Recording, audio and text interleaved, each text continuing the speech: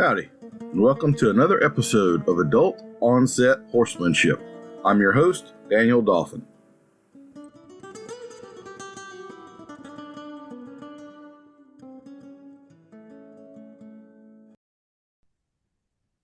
Our guest today is Mr. Steve Rother. He is a three-time main event Trainers Challenge champion, including the third time, which was the Champion of Champions round.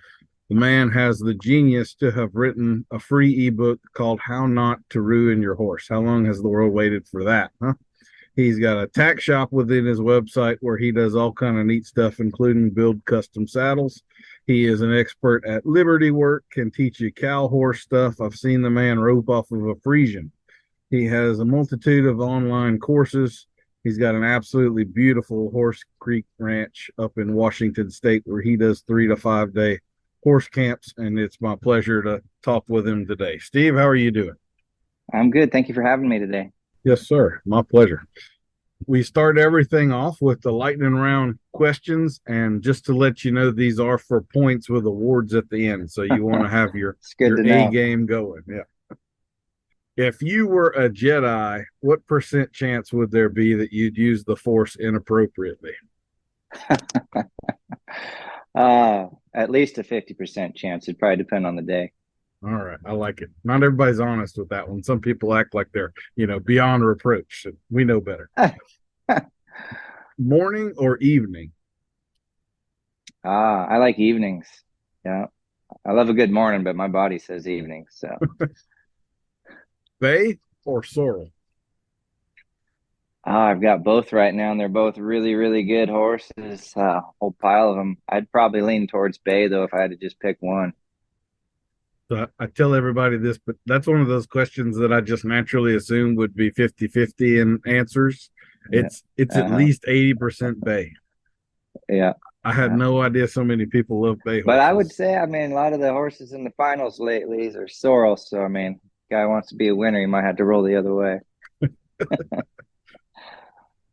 Dogs or cats? Dogs. What breed?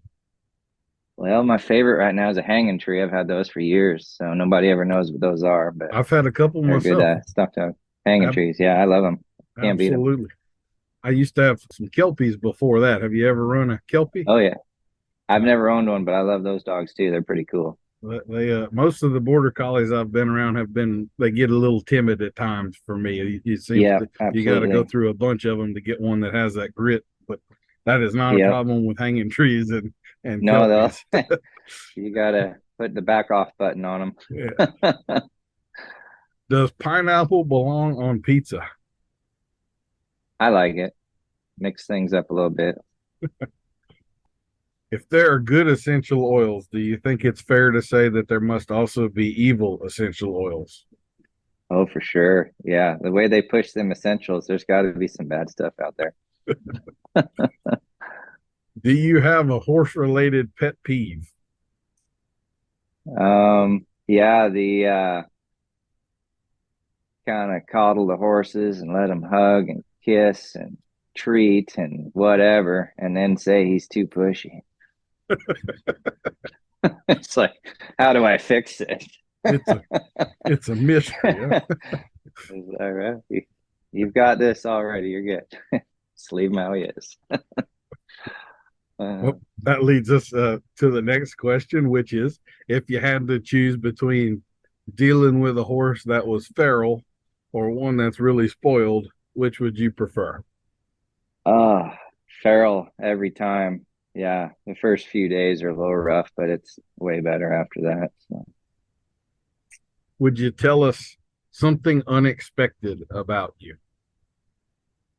That's a tough one. Oh, well, I like some winter sports, snowboarding and wakeboarding in the summer. So that's a little, some sideshow stuff.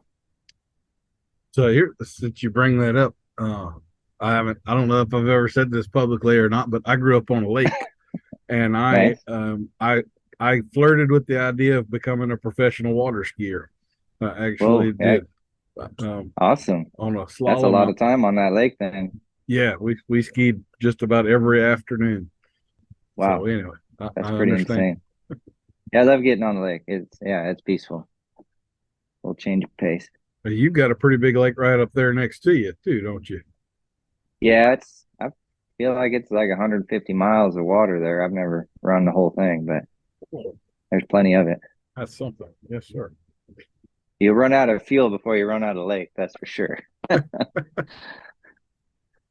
If you could choose any superpower, what superpower would you choose? Probably take time travel.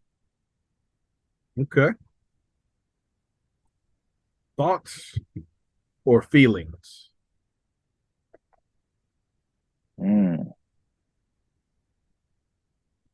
I normally probably go off of thoughts mostly, like calculations.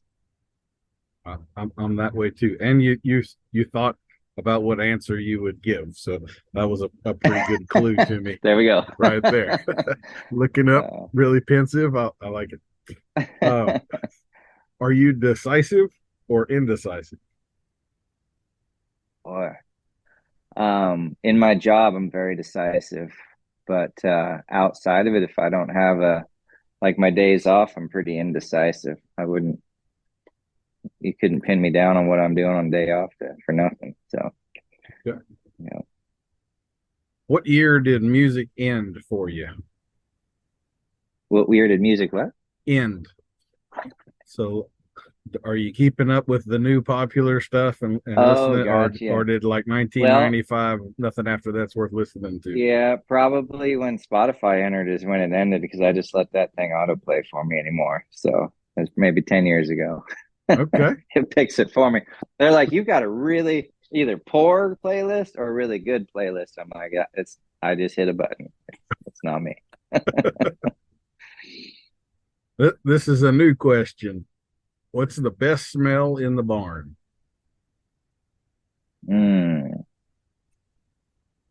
I like just like a nice, just fresh, like cleaned horse. That's just kind of, yeah, just the horse smell. It's good. Yeah. Of course, my barn's empty most of the time. I keep them all outside, so it'd have to be hay after that. So, Yeah. I don't really hardly ever keep one in a stall either. yeah, Who is your favorite Batman? Batman. Boy, that's a. It's one thing I never keep up on is movie star names. I've kind of liked them all. I wouldn't have a name for that. You'd have to give me some name options on that. I really don't keep track of them. Okay. Well, Uh, and I'm pro kind of thinking as I'm Probably going, whatever would have hit me in like 80s and 90s there, because that's when I would have been watching them. how about Michael Keaton? You remember that one? He was pretty good. Yeah. Yeah, yeah. He I think probably is there's, the first one after the TV show that yeah, was more yeah. comical. Like I wouldn't think you could redo Batman and those others so many times and still have them be hits with the same storyline. Essentially, it's pretty cool. Yeah.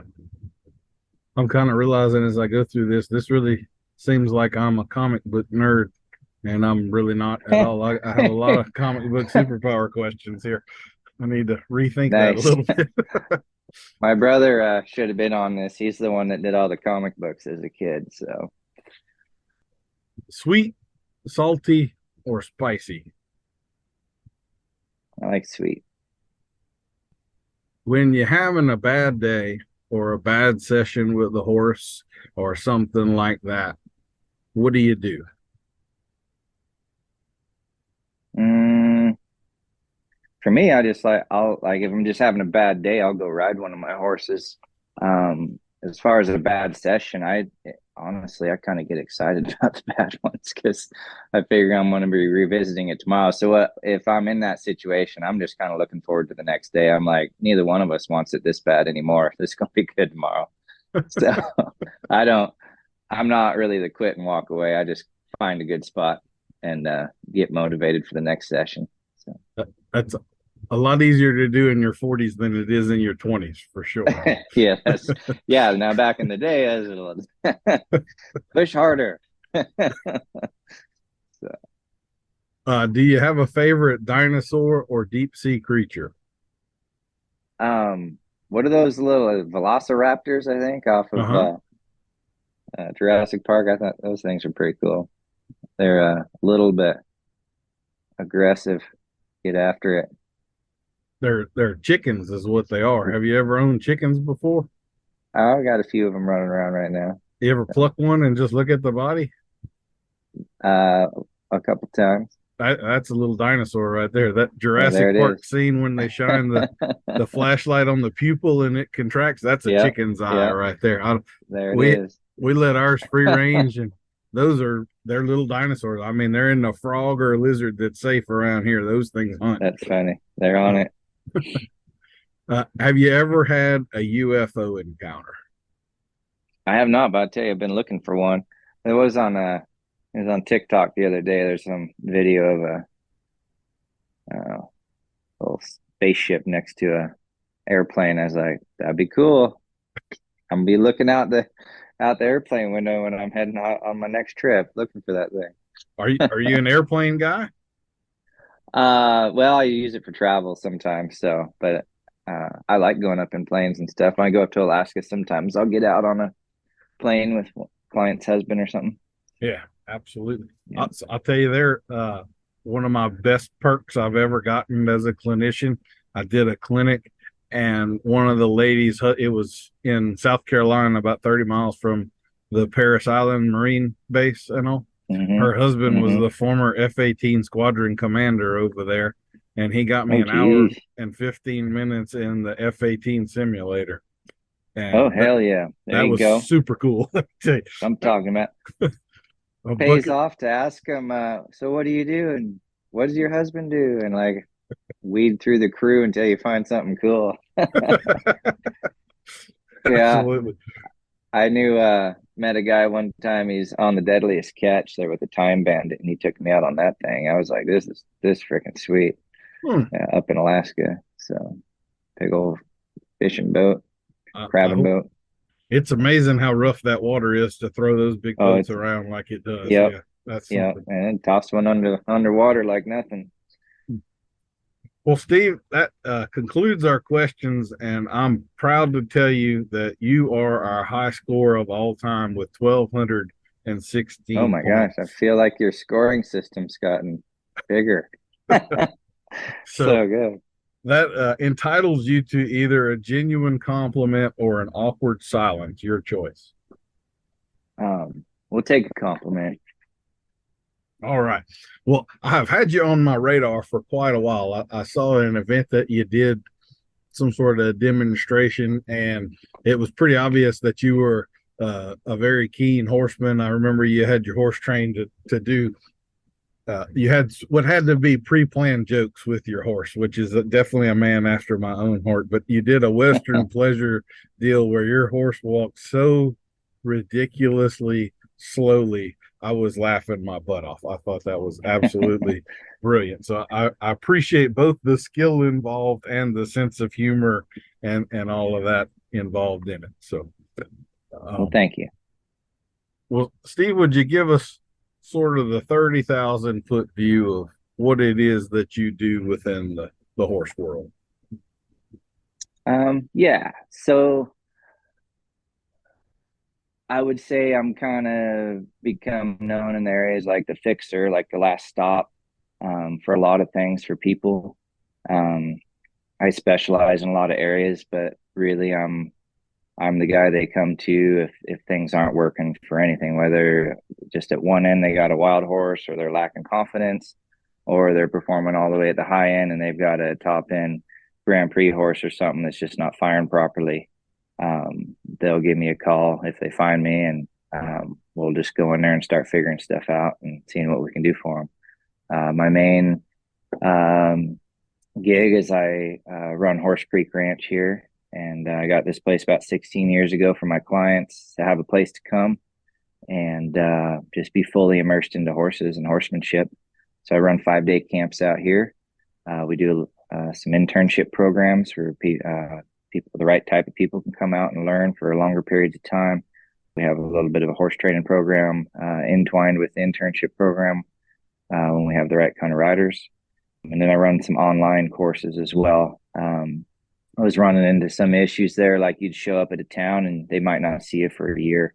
They're kind of left hanging, and then I'd show up a year later and I mean, some of them practiced, some of them didn't, but I needed some way to kind of fill in the gaps, keep them motivated, keep them learning, keep them doing stuff. So I threw down some online stuff for them to kind of help out. And then primarily I travel the Northwest when I am on the road. So my schedule is probably 50-50 on the road and then here at Horse Creek Ranch. And we run pretty close to 1,000 head of horses a year and clients through the arenas. I double up a lot of my classes. So I'll run like a normal person would run like a clinic. Well, I'll run 2 clinics back to back in a 4-day period. It's like morning and afternoon. So I'll work all the way into the night there with folks. And when there's enough people to do that, yeah. So I just like, honestly, I just like riding horses. It's something I've always enjoyed. I've liked learning how horses think, why they think, and I love the puzzles and stuff. So that's kind of why we're doing what we're doing and why we have the schedule we do, is just sharing that information I pick up along the way. That particular part of the world, I looked at your clinic schedule, and it seems like you do a lot of stuff in Washington, Oregon, and Alaska, and some other places. That area wouldn't, to me, strike me as lots of horses and all. Am I just completely wrong? Or like south of you and east of you, I could see that, but yeah, so it's kind of odd. This has been years ago and I don't know the exact survey, but I believe per capita, I forget the exact town, but county, I want to say Clark County, basically Portland, Vancouver area.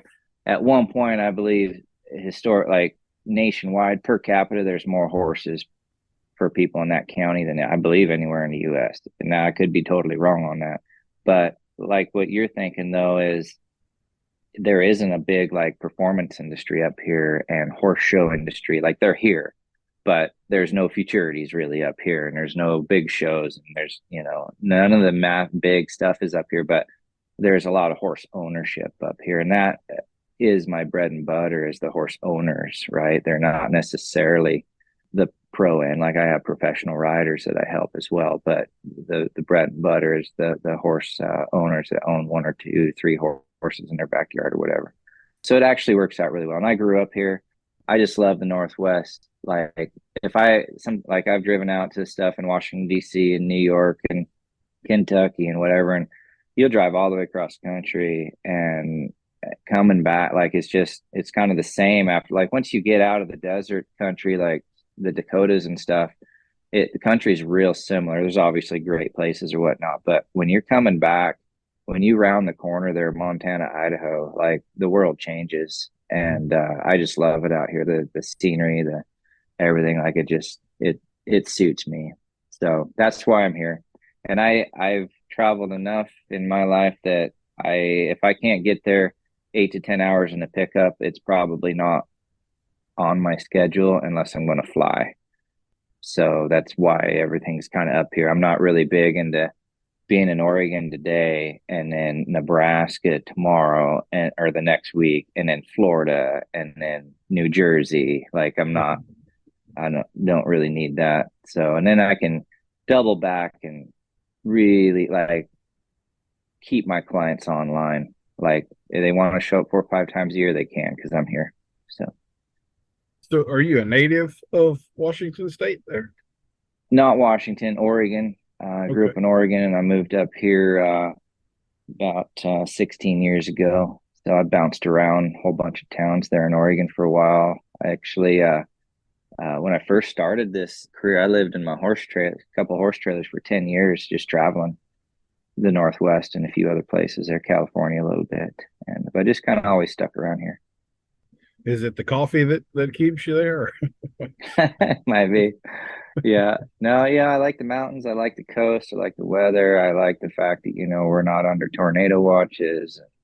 Whatever the hazards are, there's, not many things trying to kill you out there, snakes or whatever, cactus, and I love country like that. Like I got real close to being a Texan there at one point, never quite made it, but, trying to follow the horse industry. But yeah, just kind of calls to me up here. And you're kind of on the northeast portion of the state. So is it like really mountainous where you are? Does it get super cold, or are y'all kind of sheltered and protected? Or like when I'm Yeah, thinking we're Washington State, I'm thinking sweaters and rain every afternoon and all of that, but that doesn't seem to be yeah, what well, you've the got. west side is. Yeah, the west side is. So you there's a Cascade Mountain Range there, 100 some miles in off the coast, and anything on the west side of that, you're getting tortured with the rain all year for sure. Like it's a beautiful country down there and lots of crops and things like that, but it it's it's a downer over there for sure. Horse wise, like everything's got to be under a roof. You can't hardly keep them outside through the winter and stuff. It's just like it can rain 30 days straight without blinking over there at times. But over here on the east side, it's more of a high desert type deal.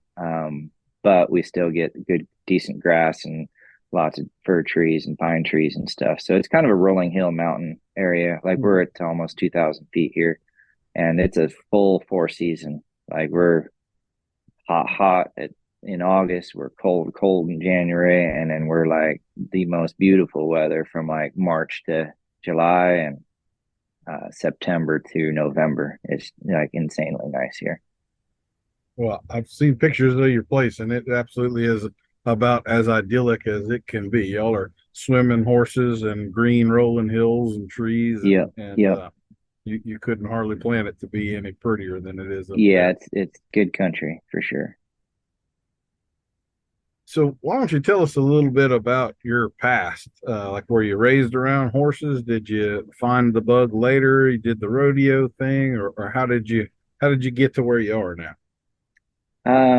Well, I was saw my first second grade teachers a while back, and they're like, "You had cowboy boots on in school." We knew that, and it was a city school, so there's something hit me early. I feel like I had a some relatives that had some horses at a family reunion type deal when I was just a little whippersnapper, and so like I was drawn to them real early there, like interested as a young kid, and then I didn't have a horse in my childhood, even though I mean it was on my Christmas list every year. I feel like that did not get honored, but so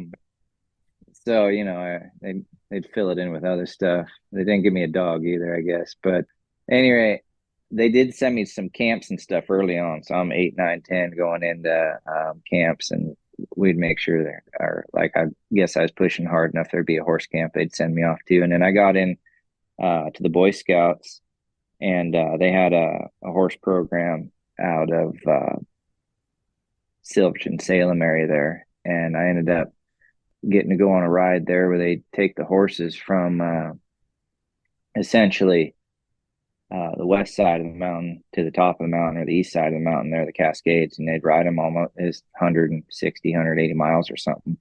And I kind of feel like, like I was begging and pushing and prying for that deal. And I kind of feel like my mom was like, if we send this kid into the woods with like basically no food and water for 9 days, this horse gig is over. And so went on that deal, and we get back from this rubber out there 9 days, and get back, and as soon as we get back, the kids are gone. Like they see their parents and they're running, like they're splitting, they're out of here. And my folks are like, "Well, you ready?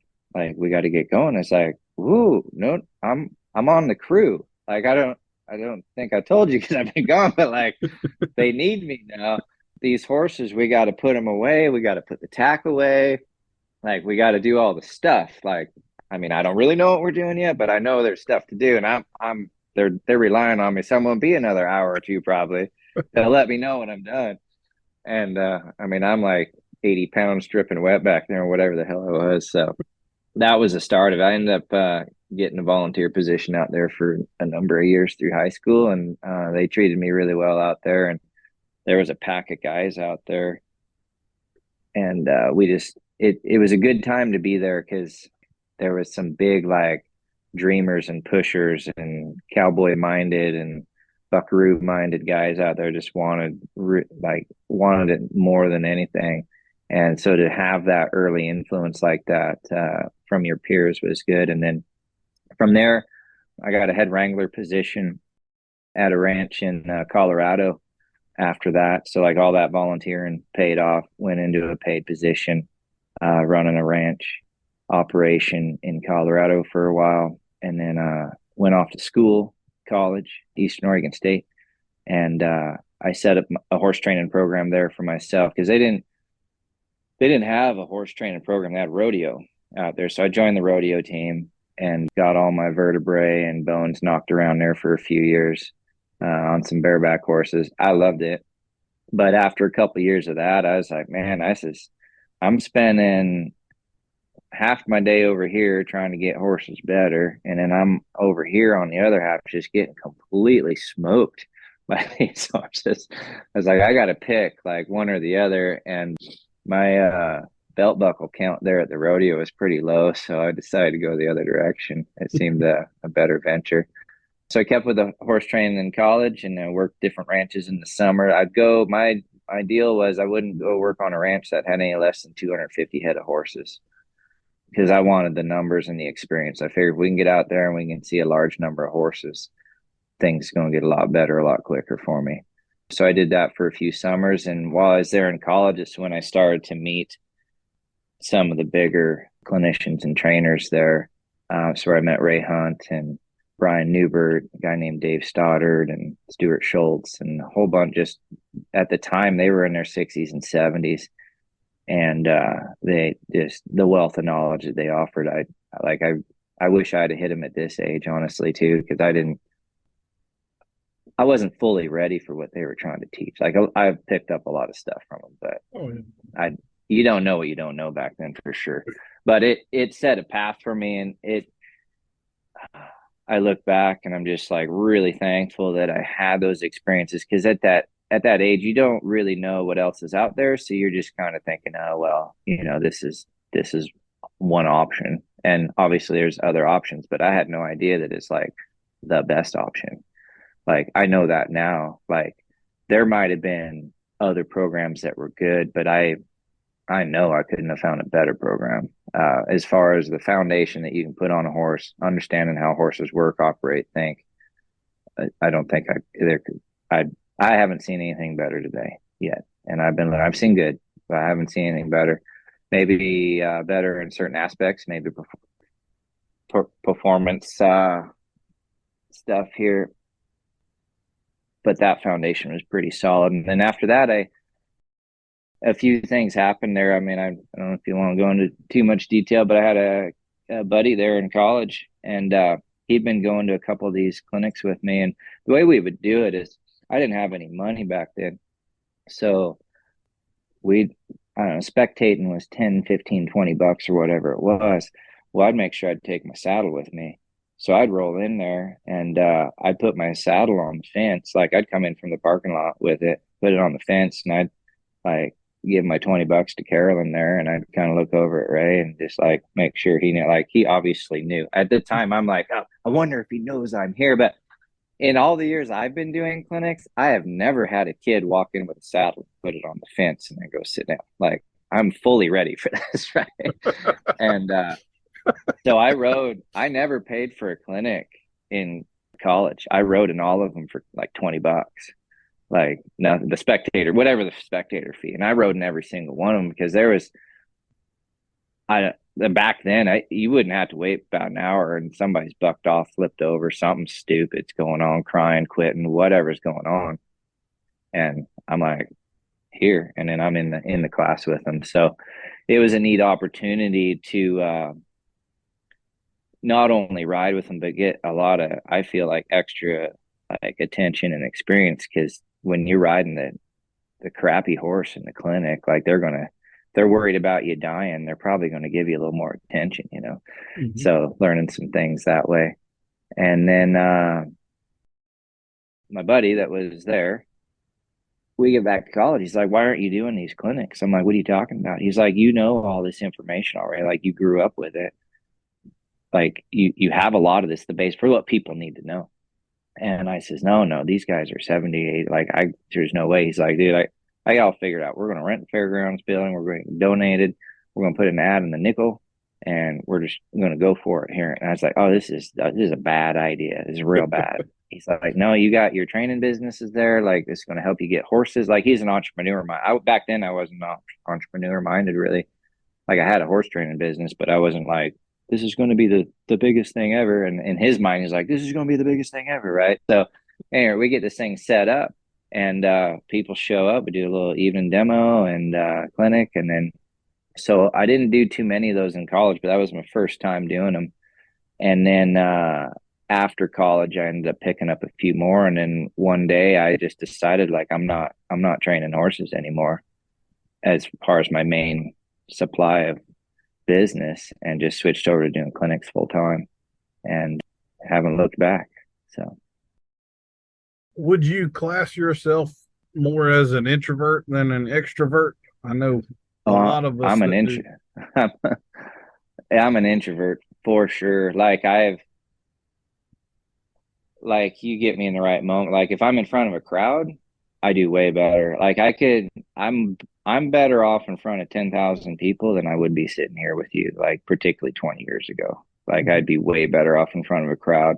I'd still get nervous, but there's just something if there's a horse involved. If there's a horse in the middle of that arena and there's 10,000 people watching, I'm fine. But if I'm just sitting at a table somewhere talking to somebody about something, I got no no ability there for Yeah, that for sure. So it's been a learned deal, over the years, and yeah, it's been a fun part of the process for sure. you got to have your emotional support animal there for you, right? That's right. That horse is an Exactly. important part of the deal. Yeah. I That's remember one time I was at this fair. We were like 10 days straight, and they're like, "What do you want to do?"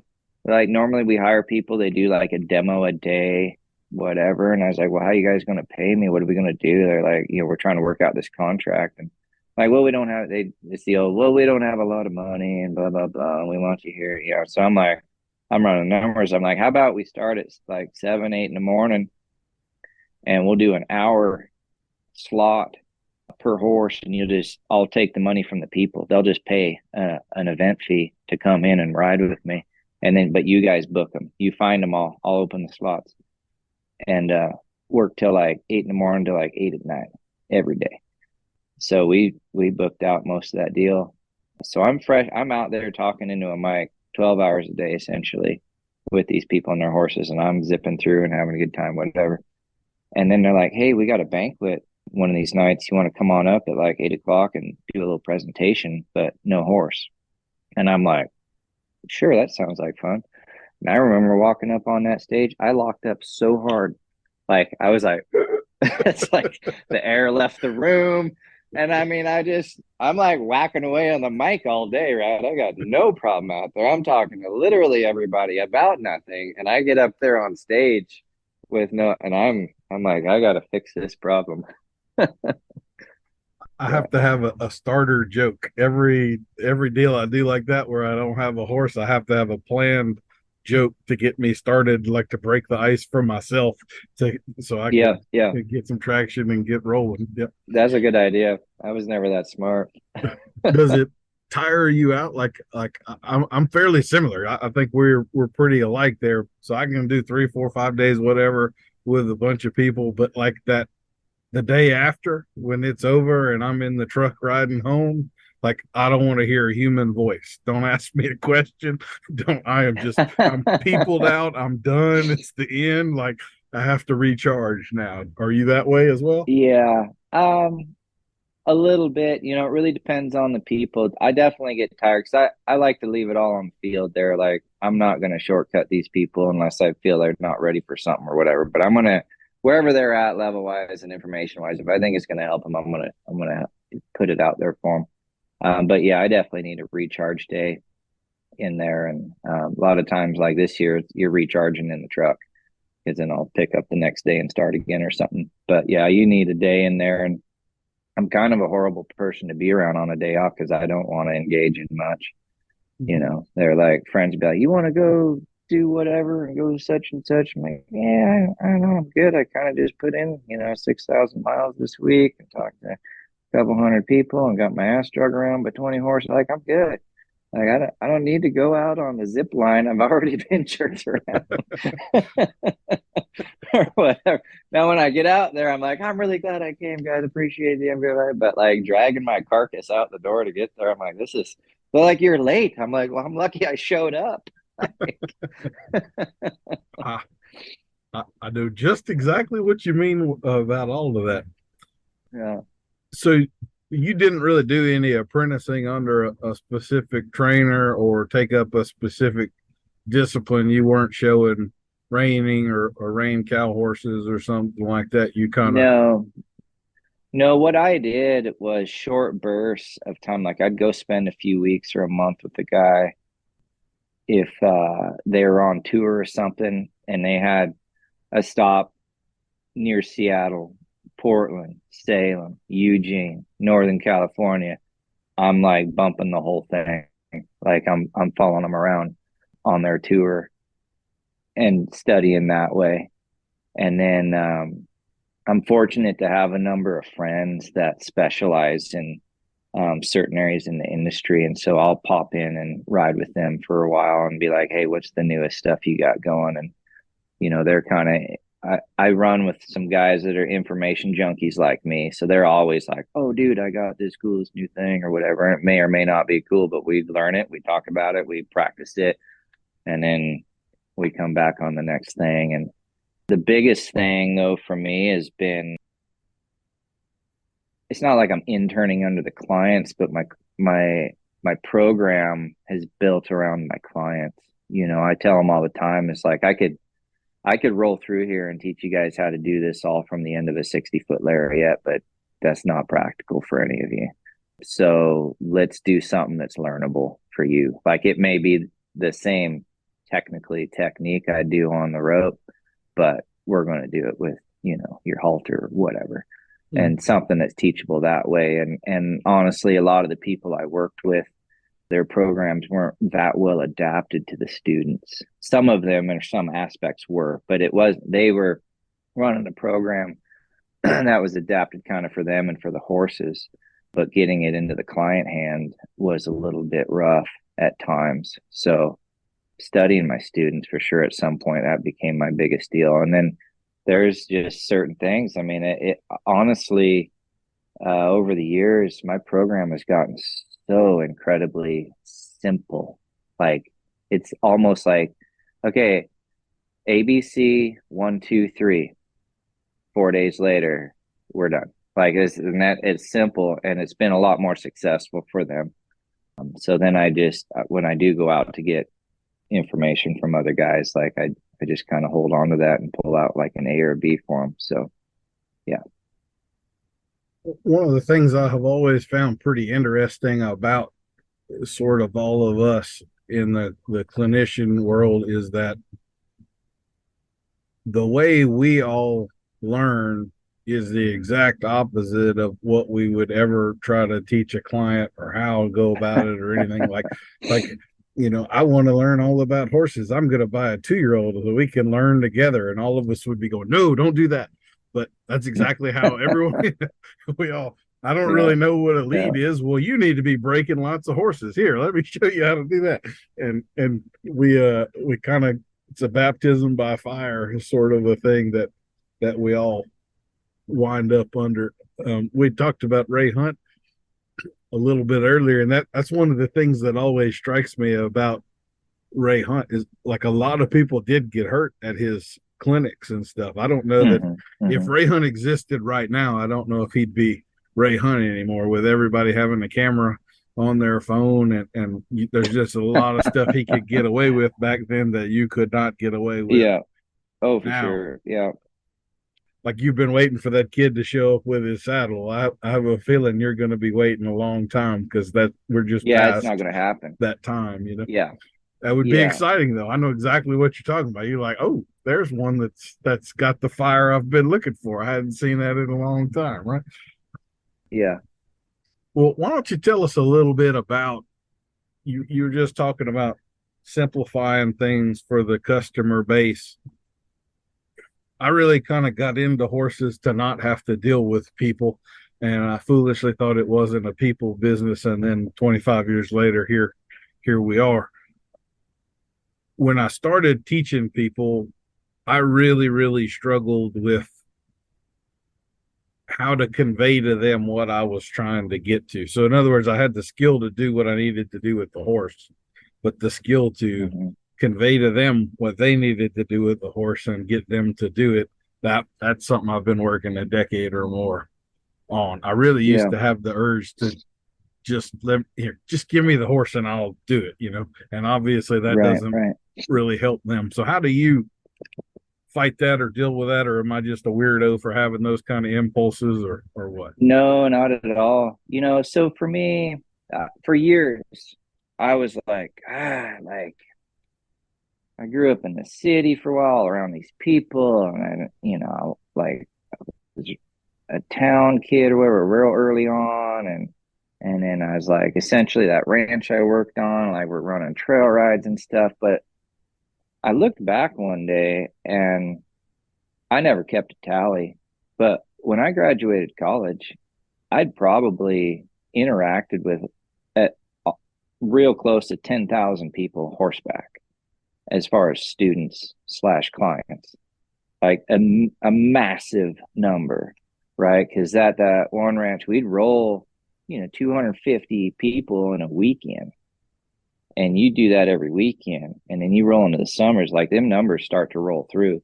So what I realized is I actually had a lot of people interaction, whether I liked it or not. I a lot of people interaction in there. So for me, the only issue I've ever had with like the people side is when you get somebody who just shouldn't be there. Like they don't want to learn. They whatever their thing is, right? They didn't get weaned out properly before they got in there. That's really the only time I have an issue. But my clients, this one thing I really pride myself on is like I don't like obviously I train horses, but like my job is not to train horses, is to build the people. So like I build my personal horses and I build people. And the client base that I have right now that's hitting these clinics year in and year out, and I probably have 70-80% return clients. Like I've been around a few other places. It'd be real hard to touch my clients on a mental, emotional, even physical level. There's maybe other people, obviously, that are as or more talented, but the way their minds work, the way they've learned about the horses, the way they want to learn about horses, it's probably the people right now are one of the most favorite parts of my job because like I don't know that I've met anybody that's as hungry as I am that's a client. Like they might seem hungry, they might talk like they're hungry, but like when it comes down to it, they're not like as crazy as I am about it. But they have that feeling. And so when we're together and we're, a dozen of us in the arena all hunting whatever we're hunting, but we're all working together and supporting each other and moving forward. It's a really good feeling. So I love that part. But to me, I feel like probably it's social media, it's maybe word of mouth, it's something, but probably in the last 5-10 years, it's like I can't hardly remember a bad client. I'm sure I've had a couple, but it's like they weed themselves out ahead of time.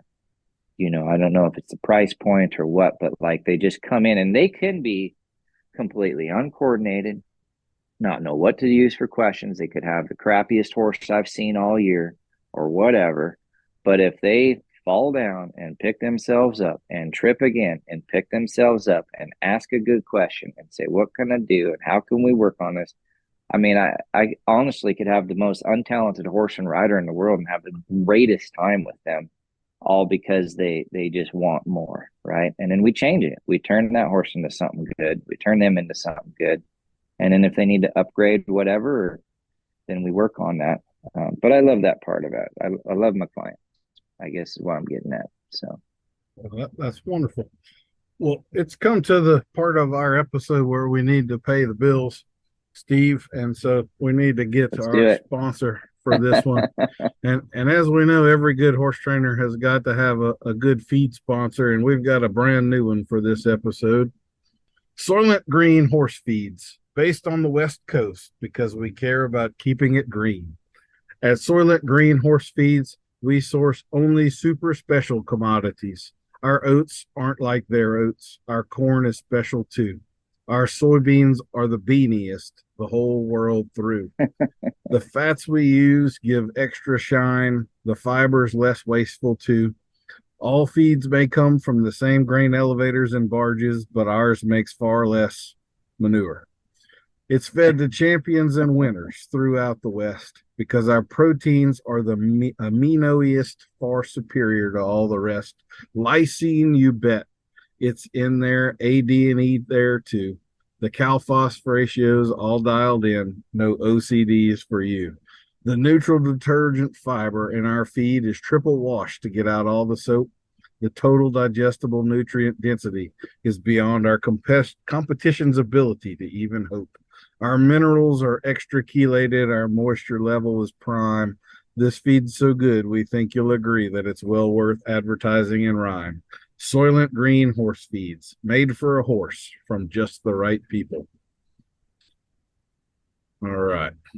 Well, we've paid the bills now, so I'm glad to get Perfect. that out. I like it.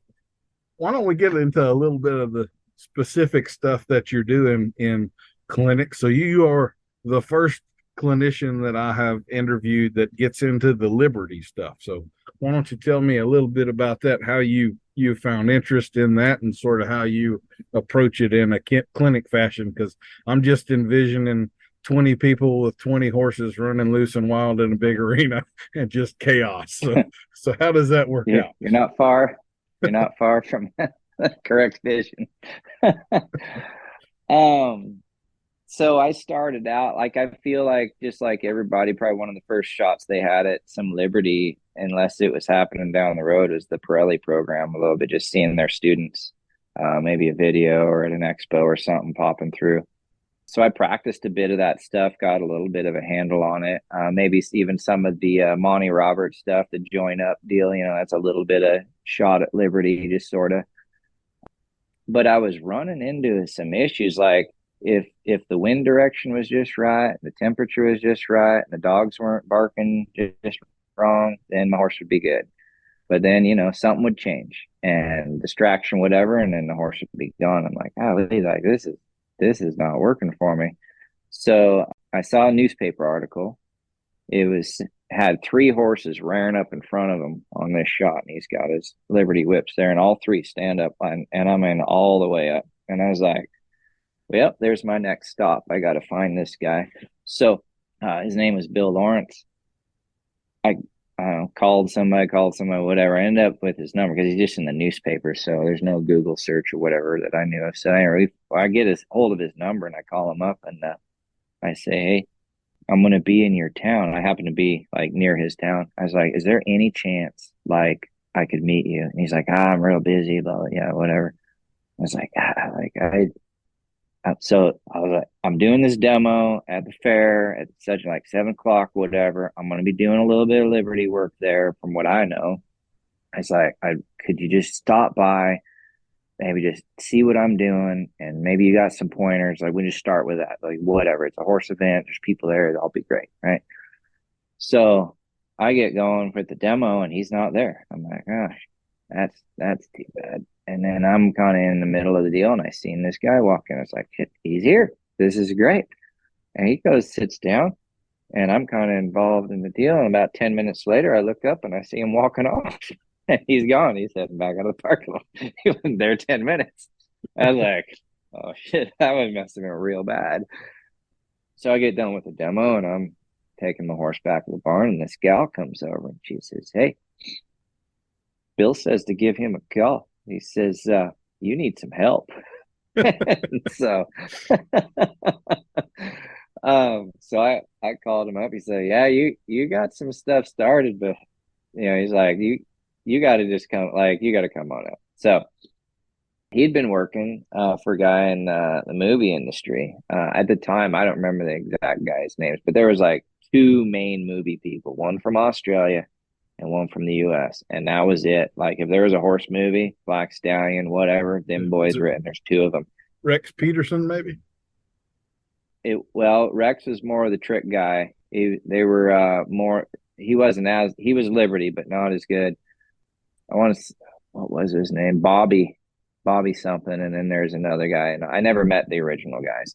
But my point is, they held it close. They're like, nobody's getting this stuff. There's us two. That's it. Nobody gets these methods, these techniques. Nothing's happening. Zip, lips sealed. Period. But what had happened was one of these guys, I don't know if he broke down his truck or whatever. He's on doing a movie, ends up running into Bill, and I think he stayed at his ranch for like a couple months. I don't know what the deal was, but like they ended up being there. So inadvertently, he taught Bill like everything. And Bill was already handy. He's a cowboy rancher dude. Like he knew horses inside and out. His family had hundreds of horses at the time, raising and breeding quarter horses.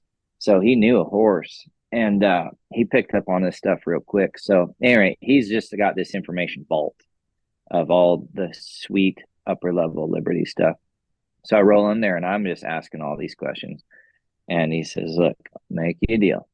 He says, as long as you don't teach anybody like X, Y, and Z, I'll show you what I know. I was like, deal. So what I did is we picked through it, and there's certain things that like a beginning student can learn and should learn. And then there's other stuff like teaching a horse to run from one end of a half acre or a half mile field to the other end at a dead run and slide stop and stand up and walk to you in front. Like, we're going to cut that part out for those people. Like, we're not doing that. But if they want to learn to trot their horse around them in the middle of the arena or something, that's cool. It's on the list. So we weeded through it. So I just teach what I would consider the basic stuff. So I've built some really big Liberty horses over the years. But yeah, he taught me the main core. And I mean to tell you, when I take the time to put the big stuff on the horses, like it's pretty incredible what those horses will do. Some of it's a little bit hardcore, so like I tone it down a little bit on some of them, but I figured out a system. Again, it's like there's stuff like he showed me, but it's like, okay, what about the clients? Like, how are they going to learn it, do it, be able to do it in their house and safely and that sort of thing?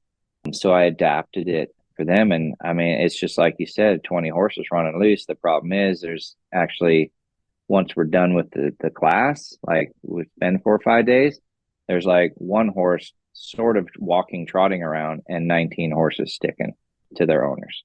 Mm-hmm. And then maybe another one will buzz off, but then the other one's back.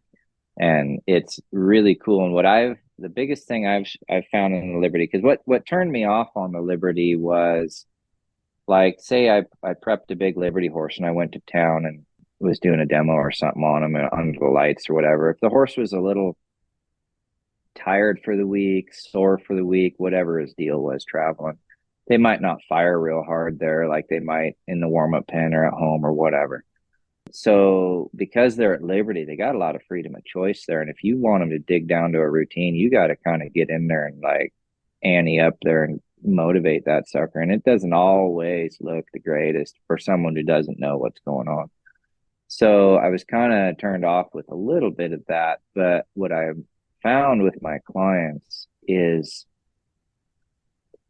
it put them in a scenario where they can't cheat. And it's like the first time that they have an opportunity to truly have at least just a sense or a touch or a grasp of what I'm actually trying to get them to do with any of it. Like just being in a Liberty pen with a horse and not being able to cheat. It's like you rely on you rely on your thoughts, your focus, your timing, your feel. You don't have equipment. If every time you make a mistake, it shows. Every time you do something right, it shows, but there's no cheating. You can't pick up on your rein. You can't pick up on your bridle. You can't put your spur in the side and help them over, whatever. There's none of that happening. It's all you and him. Once they get a feel for that, when I then get them back to a normal horsemanship clinic, their skills and their emotional ability to handle the instruction, their mental ability to make good decisions and avoid bad ones is so different because of the Liberty work. So that's for me where the value has been is them actually being in a true learning environment that's going to benefit them down the road and become a confident horse person, real confident. I can appreciate that. I would have to say I've always had a bit of a negative sort of opinion of it, and this is more why I've kind of found with the advent of some of these big box programs that have all of these, tab A and the slot B kind of things, that the clients from that wind up getting in these, I call them rituals. So they figure they need to do 20 minutes of groundwork with this horse before they can step up into the saddle every day. And they kind of get into this whole, and I find that a lot of them wind up avoiding riding with the crutch of the groundwork stuff. Oh, And gotcha. that Yeah, they'll absolutely. become kind of tigers on the ground with this, but they get in the saddle and that spine disappears real fast, and Mm-hmm. the horse knows Yep. who's in charge. And and so I've kind of always been of the mind of, let's do the minimum of that we need to do, and then let's get your butt in that saddle and get Yep. you going Yep. and out of your comfort zone and get this monkey conquered. Mm-hmm. But the way you're describing it, I can certainly appreciate that. And I think the one question I have is do you let them put tennis shoes on rather than cowboy boots? Because I'm sure they get a pretty good bit of exercise when that all starts Absolutely. up. I myself, you won't catch me teaching in cowboy boots unless I think it's some fancy outfit or at a fair or expo or something. But I roll in hiking boots most of the time. But as soon as I'm time to ride, I swap out. But yeah, we push the cozy because you are covering a little bit of ground there at first for sure. So Well, yeah, let me gotta also ask you this, since we kind of already breached dogs too. Like to me, a dog is pretty similar to training a horse in that aspect, because like you have some liberty with a dog, and if you take a dog to the dog park and there's these other dogs and these distractions, you may find that come and heel weren't on there quite as well as you thought that they were, and there yep, almost yep, has to be. I think you were kind of getting at this without saying it, but there almost becomes a punishment phase there where you have to make it a serious thing. Like when I cue you yeah, to do this, you gotta come here and we're gonna put a cord on you or whatever and make sure that happens. So like that's where I view real horse training to be, is we can teach a cue, but that doesn't mean we have something that is actually reliable. We then go into kind of a training phase where now we're going to get a little more serious, mm-hmm, and that mm-hmm, seems to be a bridge more and more people are reluctant to cross. I don't know if you've ever heard it. This is my new pet peeve in the industry, but now we have this term of consent. The horse needs to give us their consent. And I'm going, well, that's all well and good until there's a fire coming and you got to get that sucker in a yep, trailer and get him the hell out of yeah, here or to the vet or yep. whatever. So, Yeah, to me, there's a disconnect there. Like, if you rely on a horse for a job and you're in a situation weekly, daily basis, or if that job does not go properly, either you or your horse could get injured or die, your perception changes. And you learn real quick if you force that horse into everything, you've scared him into everything, and he does not understand, he is equally as dangerous as if you've coddled him through the whole process and let him check out and avoid whenever the hell he wants. It is equally as dangerous. And I think people are coming from the right place, maybe mentally at first, but they're not coming from the correct place of practicality because they when you hold on to that type of thought, you are also probably not in a real life situation because once that happens, once you get bit by the shark and once stuff starts happening, you're like, oh, I got to change things up, people could die here. And so you're not changing it to be mean, mad, or cruel. It's just it has to be correct at that moment or stuff really can get bad. So, and that's when I say when I've got the right kind of people around me that I'm teaching is I won't put up with those folks. So, and they know that, and I'm not mean to them or anything, but like they're coming to me because they don't want that other stuff. Maybe they start and they got a little bit of that on the side or whatever, but they also know that in the back of their mind, their horse has got some stuff that needs to get lined out, and I will get them there. I'm not going to fluff it around for them, but I'm not going to be mean about it or cruel. But we're going to get them there. But yeah, it's and that's when there's certain things the guy's got to change in there. But it's just, I've always, the way I teach, and it's the people and the horses too. It's just real simple. It's like an if then. If you do this, then this happens. If you do this other thing, then this other thing happens. And that's it. If you, like you say, you got to put a quirk or whatever to them, it's like, well, like that's just an if then. If you do this and this happens. But I always let those horses, and that's where it says in the Liberty, they are free to make mistakes. I love a bad day with the horse anymore, because I'm like, he don't want to repeat it. I don't want to repeat it. I've taught him to be smart already. I've got weeks or months on this horse or whatever I've got him. He is smart. She is smart. They're smart. They're not going to want to repeat this. I'm super excited we went here today because they're, unless he's just a complete idiot, which I know he's not, we're not going to have this again. So I'm excited we got this out of the way. Yeah, and then the people get that too. So, but yeah, that's a whole nother topic, that new wave of stuff there for sure. I do find we get pretty divorced from reality sometimes. I always like talking to like-minded people like yourself, because I think I know it's not a popular conversation to have, and there's going to be a certain group of people that'll be upset about talking about things that are real, but I think it's super important to do it and to not shy away from it, because we go too far down that road and the whole deal's lost, you know. Yeah. So Well, what I see is like I appreciate their perspective, but the majority of the ones I've seen, they've never experienced what we're talking about. They've never been on that horse that has been trained in that way, that understands in that way, and will step up and help you and be there for you and support you because he or she wants to. Like that's like their destiny. Because like of their foundation you put on them and how things, like they're unflappable in so many situations. Like they're there for you, and they've never had that feeling of like either that horse is a true part of them, like those feet are theirs, or he's like a backup system for them. Like when shit hits the fan, that horse is your backup buddy. Like he's got your back right now. They've never been there.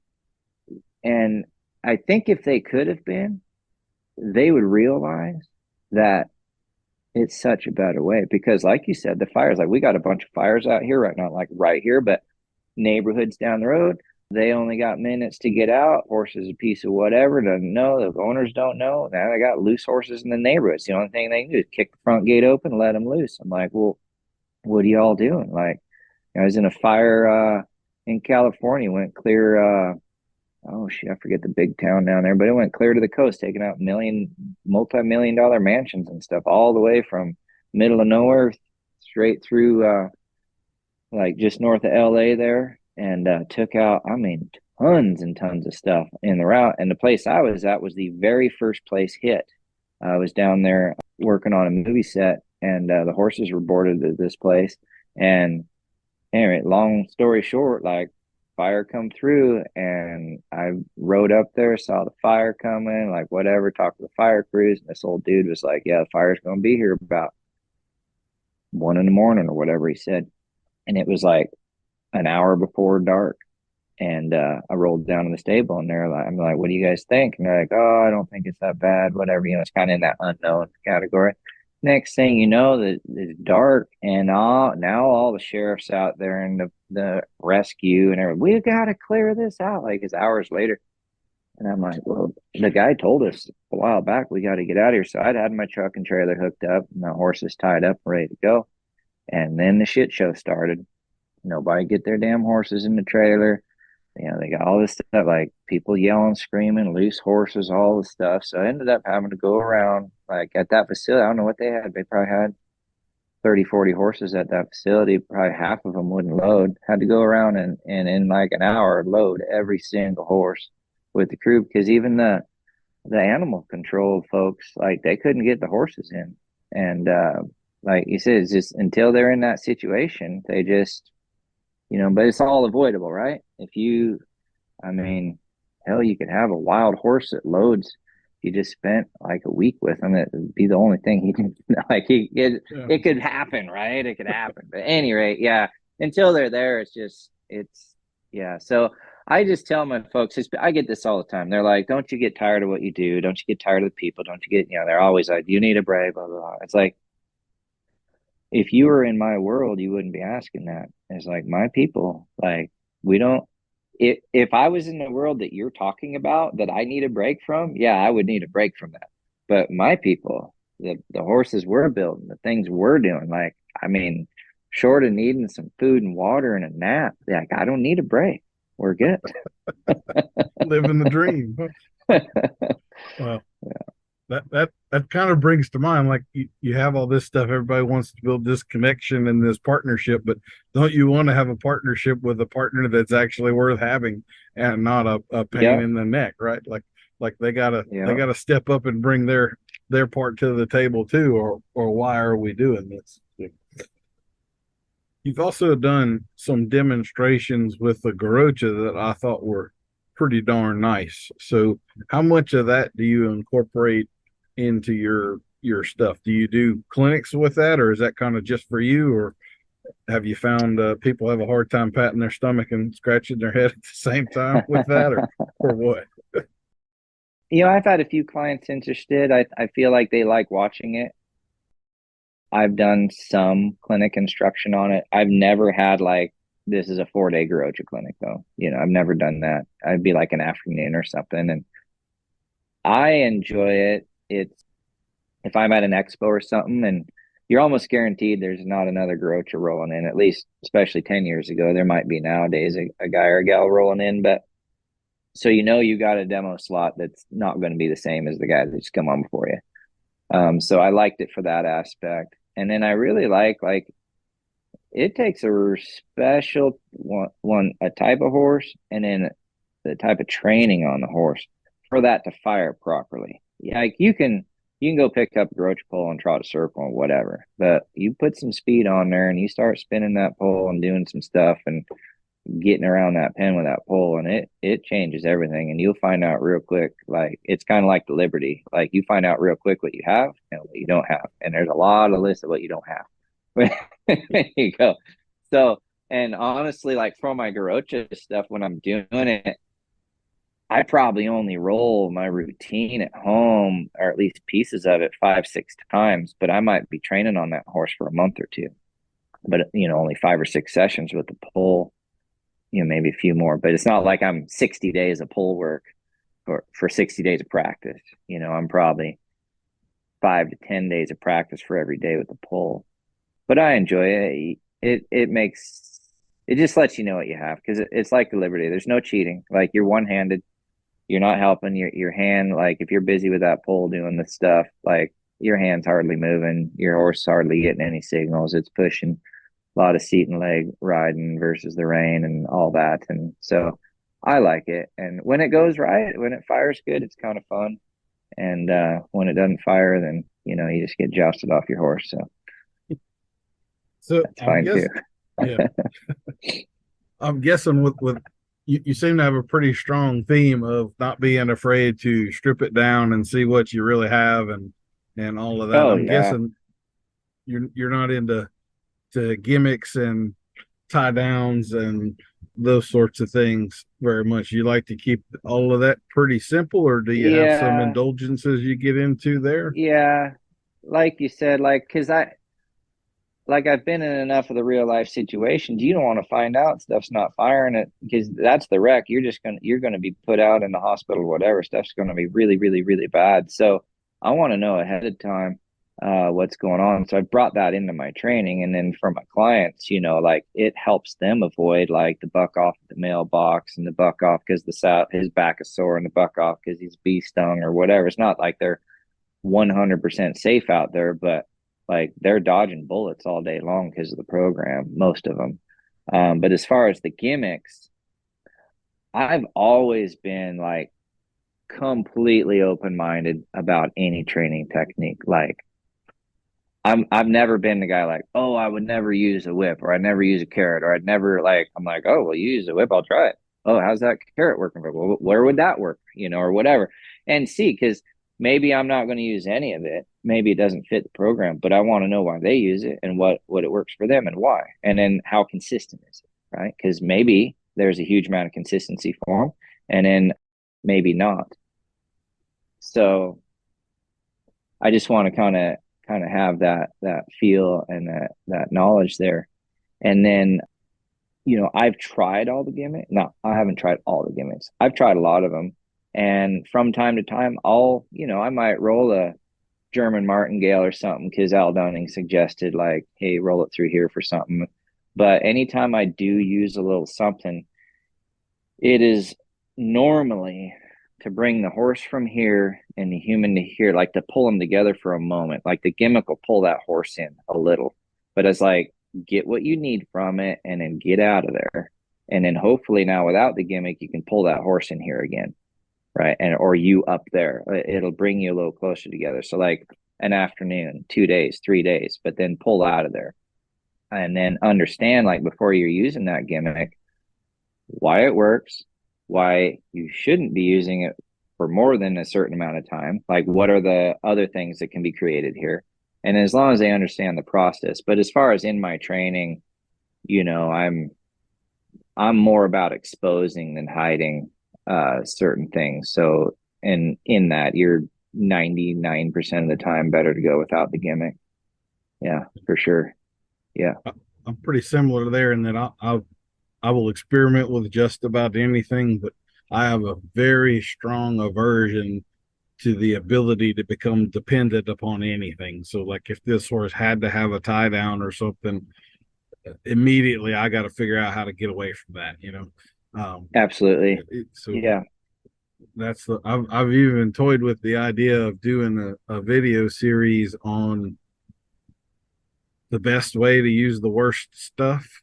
So the kind of, Mm-hmm. if you're gonna do this, Yeah. which I don't advise, then please do it at least in this Yeah. way. And when you get here, now get away from it. Don't do like the horses that get their Yeah. head tied down in the round pen for 6 months of lunging and good luck Yeah. fixing Yeah. that Yeah. now. So, Mm-hmm.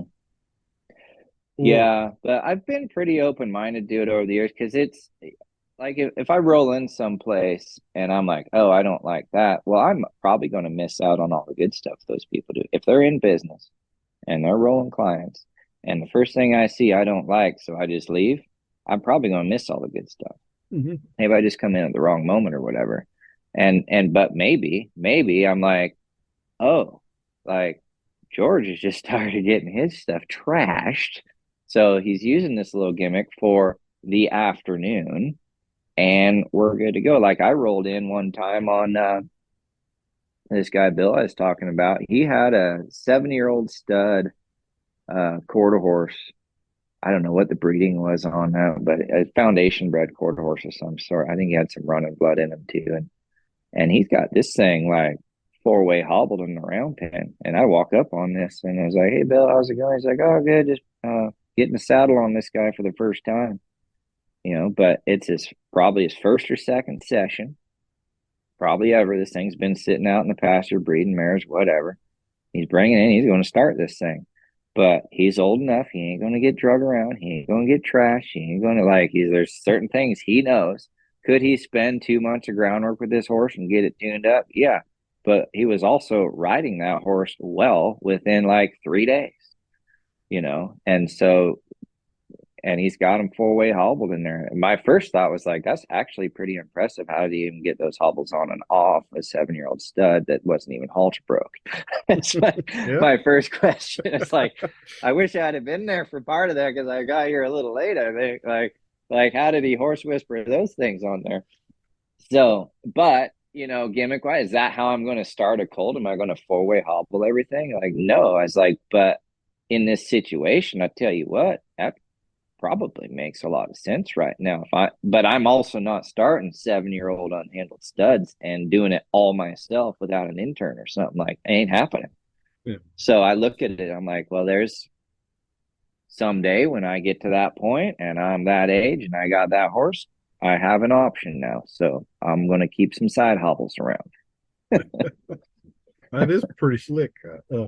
And like I say, it may just be once 20 years from now when you need to pull that little idea out of your back Yeah, pocket and use it for yeah. something. But I'm kind of amazed sometimes how two totally seemingly unrelated things can come together, and you can sort of pull a little trick out of the bag. Like one of my hobbies is making knives, and so I get into some of the metallurgy of that.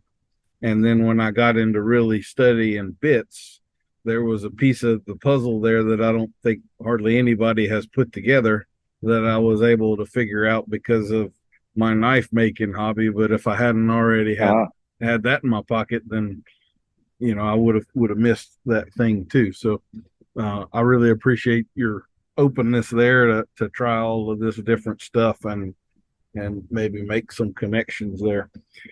So you talked a little bit about kind of the industry in general. What is your take of the horse business these days and the way that everything is going? You think we're in a good place, or at the bottom of a hill, or what do you think? well, it probably depend on where we're at, what exact industry. Are you in the reining? Are you in the cutting? Are you in the backyard trail? Are you jumping? Like there are some really, really strong parts of the industry right now, maybe stronger than ever. And then there are some other parts that maybe aren't as strong. I think outwardly, just like anything else, there's like some outwardly forces driving down, like classifying horses as pets or something. And then all of a sudden, what does that mean? Like, are we under certain regulations for housing and care or whatever, comes with that? That's an unknown. So I feel like there's certain maybe unknowns that could be a little fragile about the industry right now. Unless you're on the high end show performance, I feel like the knowledgeable people that will be available to fight those things down the road maybe just aren't there unless they're in those areas, so hopefully there'll be people that can step up and get organized, because I feel like the horse industry as a whole is kind of unorganized as far as camaraderie. Like I've been to expos years back, like because so and so's showing up, these other people ain't coming, even though they were booked. It's like, well, Frank's coming, well, Charlene ain't showing up, or who, like, that's not their names, but like, just because I don't believe in how they treat a horse or rode a, I don't know. It's like, well, y'all ride horses. Like, let's enjoy each other. And like I said, just because you don't like the 4-way hobbles doesn't mean there isn't some good stuff there, right? Mm-hmm. So, like, let's all just come together because it is so fragile, right? And that's I feel like that's been the biggest fault over the years, is the people that are kind of off in their own lane not wanting to join the other lanes. And that's been, maybe from my perspective, it's easier because my clients are so mixed. I'll have 8, 10 breeds of horses in a clinic sometimes, or whatever the number is, and different, like English Western. A lot of times there'll be a straight English Western split down the middle. And so I get to see that diversity. But if people could just like appreciate each other, but at the same token, though, and I've noticed this, if they're at the bottom or maybe middle-ish of the industry as far as like professionalism, or like say if they're beginning trainer, intermediate trainer, whatever, there seems to be more conflict. But if they're at the top, like I could talk to an Olympian dressage rider, had no problem, right? Mm-hmm. But that same dressage rider, maybe, or whoever, like at the bottom of their career, maybe you couldn't talk to them Yeah. and be cohesive. So I feel like there's still some, for the most part, the professionals still crisscross a little bit. But I'm optimistic, though, to answer your, I'm optimistic about what's coming. But in the back of my mind too, I'm a little bit like, I don't know that I'd want to be here in 100 years with the horse industry. I don't know that, I don't think I would like what I saw in 100. That's just my own thought on it, just the way things have changed in the last 100 years or whatever. But I hope I'm wrong, and I hope that the youth keep coming up. But I'll tell you, like, I get pockets of young kids here and there, and they're pretty cool, but I don't care how interested they are at 10 and 12. They're very rarely do I see them at 19, 20. I might see them up to their 17, 18, but 19, 20, I probably don't see them when they're 25. I definitely don't see them between 30 and 40, and then they're back at it 60, 55, whatever. And I feel like in order for the industry to stay strong is you got to have a higher flow of them 20-year-olds that are dropping everything and sticking to the horses, for the enough of them to keep everything building, you Yeah, know. I completely agree. And I'm on my state's equine council, and I'm involved in some of the legislative stuff. And there's moments when I'm not sure we're going to have a horse industry in 10 years, much less 100. So Yeah, I yeah, share yeah, some of your fears there as well. And I definitely see the difference in the kids. Like you said earlier, that 22-year-old with his saddle up on the fence looking for the one that bucked someone off for them to have the opportunity. That kid doesn't seem to be showing up anymore, right? So no, we'll no. just it's always change, I guess, but sometimes change doesn't look real promising.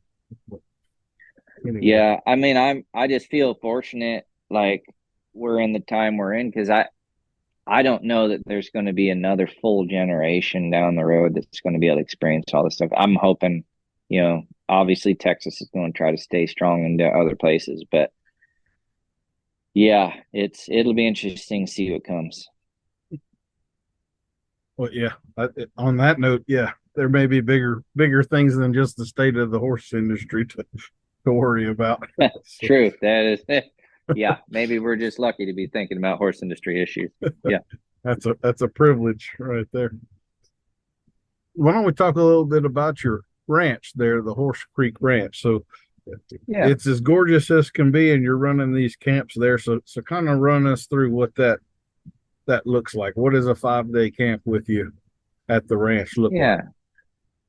So normally we'll set a date for it. They'll come rolling in. I normally try to meet them horseback at the front gate. We get them their RV spot or cabin. We got cabins here, um, and then a pen for their horse, and they roll in. And typically they're return clients. Not always, but a lot of times they're return clients. So you're coming in with a group of like-minded people that's kind of already been vetted and concepts rolling through, and they're trying. Doesn't mean they're all great by any means, but like they want to be great, they want to be good, they want to learn, they want to get into the program. Um and we just sit down, we go to work, we have an orientation the first night, and then we start out the next morning with a classroom every morning, which is different at camps compared to clinics. I start out with a 1 hour classroom, where it's just me and one of my horses, couple of my horses, and I roll them through everything we're going to be trying to work on for the day, and then I'll throw in some bonus stuff that they probably don't see. Maybe I'll throw down a Garrocha demo or a Liberty demo or something just as a surprise deal. Maybe I'll get a weanling out or a yearling or something that I would never take on the road with me, so they'll get to see like some real foundation beginning stuff. Like this is why it works so well as a 5-year-old, because of today as a 5-month old, whatever I'm doing there. So they get to see some inside stuff they might not otherwise see. And then what's nice out here is it's a mix of like arena work and outside work is one of the combos, but then it's also like what in my program I call them principles versus purpose. Is like they get like the ABCs, but then it's like, let's roll out on the hill and do an ABC and see not like how you can survive, but like put it in a more real life situation here. Like in their mind, maybe it's a survival moment. So their confidence gets boosted because it's like, oh, I applied this out there. It's more real. And then their horsemanship really starts to grow because it's just like we were talking about earlier. I like to expose stuff. What are your problems? Like, oh, Nancy, you get scared at this and your horse gets scared at that. And so let's go find that, face it, and figure it out. And I'm going to be there with you. So when it all hits the fan, I'm going to be talking you through it or helping support you or whatever we're doing, so that you don't have to deal with this anymore. You can be helping your friends with this because you're confident here and you know your horses. Like, so we set up some stuff, and I'm real adamant I give people essentially 2 lines on my registration form. It says, what would you like to work on? It's just 2 lines. And if they write small, they can fit 3 or 4. But they get 2 lines, like just put what you want to work on. Sometimes they'll just put, I want to work on everything, or I want to work on my confidence. But they have enough room. They can put, I want to work on flying lead changes. I want to work on sliding stops. I want to work on herd bound behavior. I want to work on trailer loading, whatever their thing is. They got room.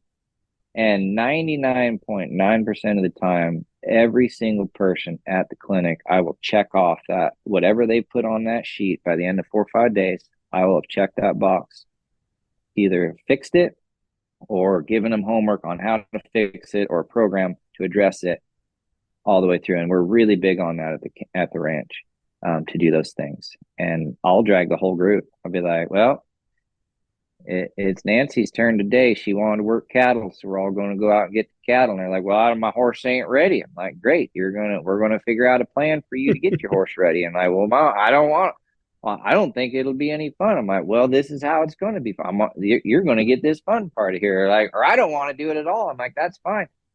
You don't have to do any of it, but you're going to get this gait with your horse or whatever the thing. Like I incorporate everybody into the everything, and the next thing you know, they're getting a little bit of feel of that purpose in real life situation that I'm talking about. It's not like, the buffalo's running down on top of their horse and they got to make a big move, but like it's real enough for them.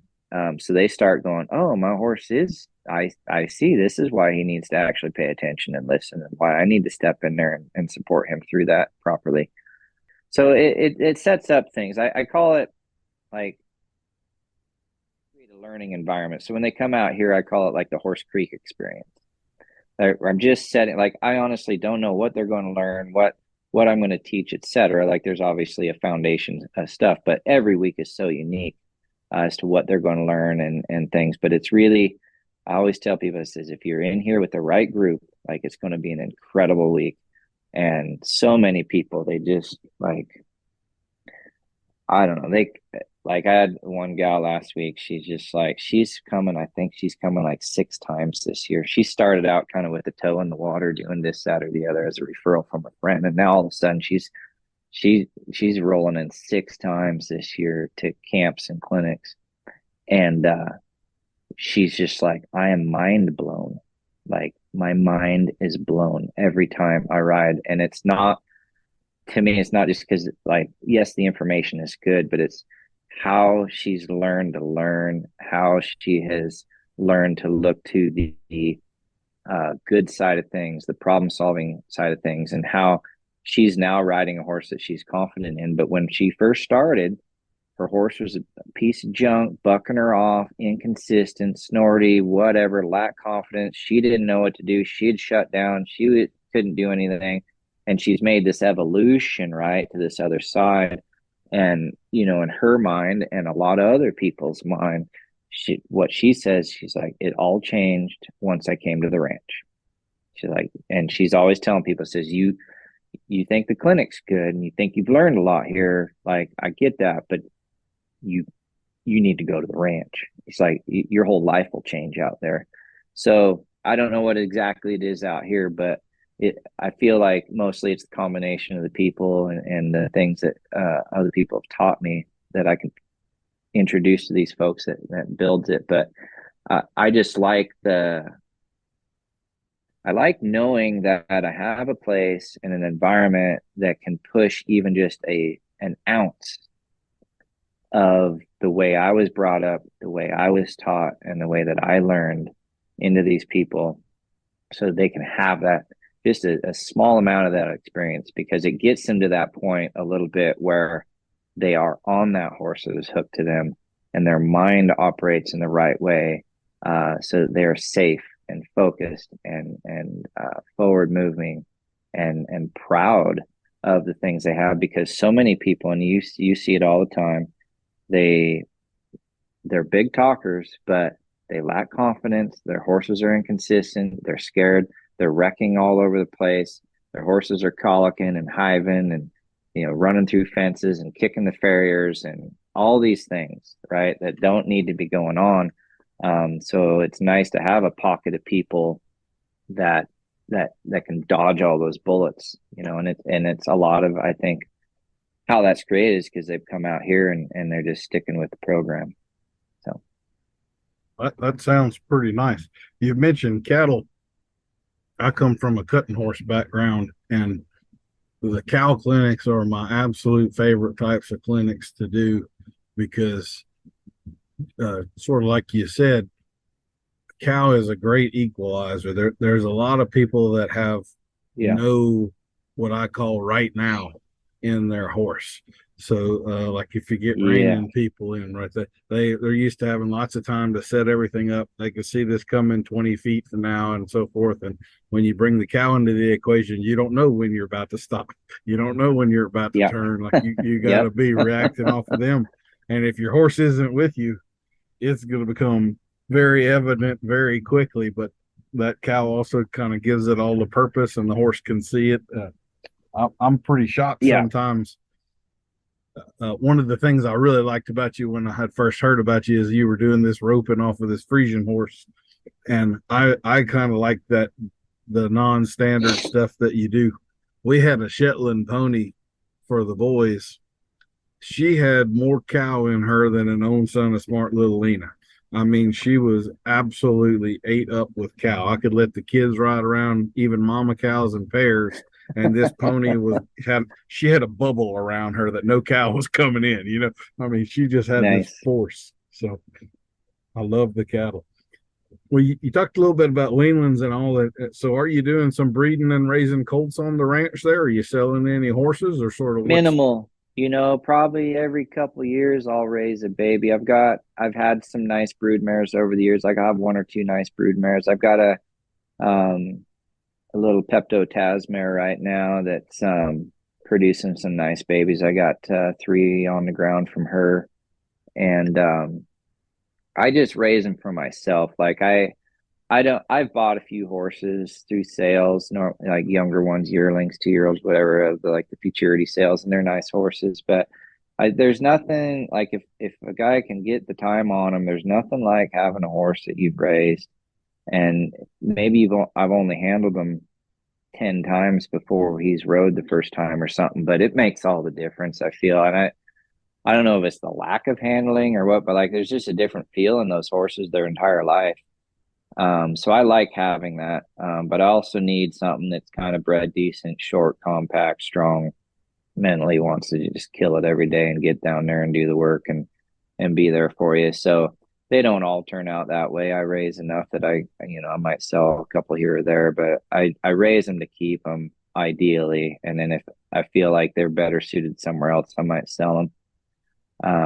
And then on occasion, like I mean, it doesn't happen as much anymore, but you'll get the call of, I got this horse I'm trying to get rid of. And every once I'll look at them. I'll say, if that's a resale deal that's got potential, I'll do it. If it's just like some unsellable, marketable horse, I'm not going to touch him. But I have a couple right now that are like they're marketable type of horses. I put a little bit of program on them, and then if somebody's wanting to put them into their program, then we'll sell them. So, but I like the baby time too. Like it's especially for the clients. Like I think some of the best demos I've done for the clients as far as their learning, like what they grasped from that 1 hour or so, is when I've got the babies in there. Because they're just like for a lot of them, I don't think they understand how quick a horse can learn, what they can grab hold of, and how it connects to other things. I mean, because you've worked enough babies, like you can have a weanling that his groundwork's like 10 times what your average 12-year-old clinic horse is, and he's been worked like 10 times, and without even trying to put it on them, and they're good. It's not that they didn't go through some trouble to get there, but they're solid. So then they're looking at it like, well, shit, I've got this horse I've had for 10 years and he's still knocking me around on the ground. Like, how is it you can get this? And then it just kind of starts connecting some pieces together for them, and maybe they'll put some more expectations on their horse. Be like, hey, this guy's 5-month-old's like killing it out here. Why isn't old Rusty out here getting stuff on? So yeah. So I don't know. I may wind up cutting this out, but you mentioned Pepto Taz broodmare a minute ago. So My last apprenticing job was for Randy Cherry, where Pepto Taz was trained. I worked there for Oh, about a really? year, so I watched him get worked every day. I've ridden a few of his colts, and I know Mr. Don is up there. Is that how you got hooked up with a Pepto Taz? Because there's not a ton of No, them out there. actually, I rolled it through a solo select sale. Back when Melanie Smith, she was before she had the online full auction sales, she was selling them one at a time on Facebook, and I don't know that she'd even pre-advertised many of them back then. She wasn't like, "We're selling one on Friday." She'd be like, "It's for sale right now." Right. And this, it wasn't even an auction one, because I think she was auctioning on Facebook for a while. Like, we start the auction at 8 and then high bid by noon or whatever the time frame was. This is just like, this is the price we want for it. Do you want her? And so I got in on that because she had a little filly by her side that was actually, I wasn't looking for a Pepto Taz. I was looking for what she had on her side. And so she ended up coming with that package. So that's how I got that horse. And she rolls a lot of cutting horses through that deal. Yeah.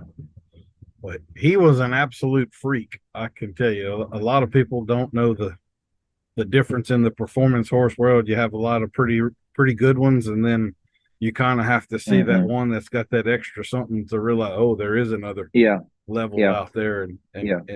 he had it. He was absolutely a freak. So good to hear that name. That Yeah. brings a little smile to my face. Yeah.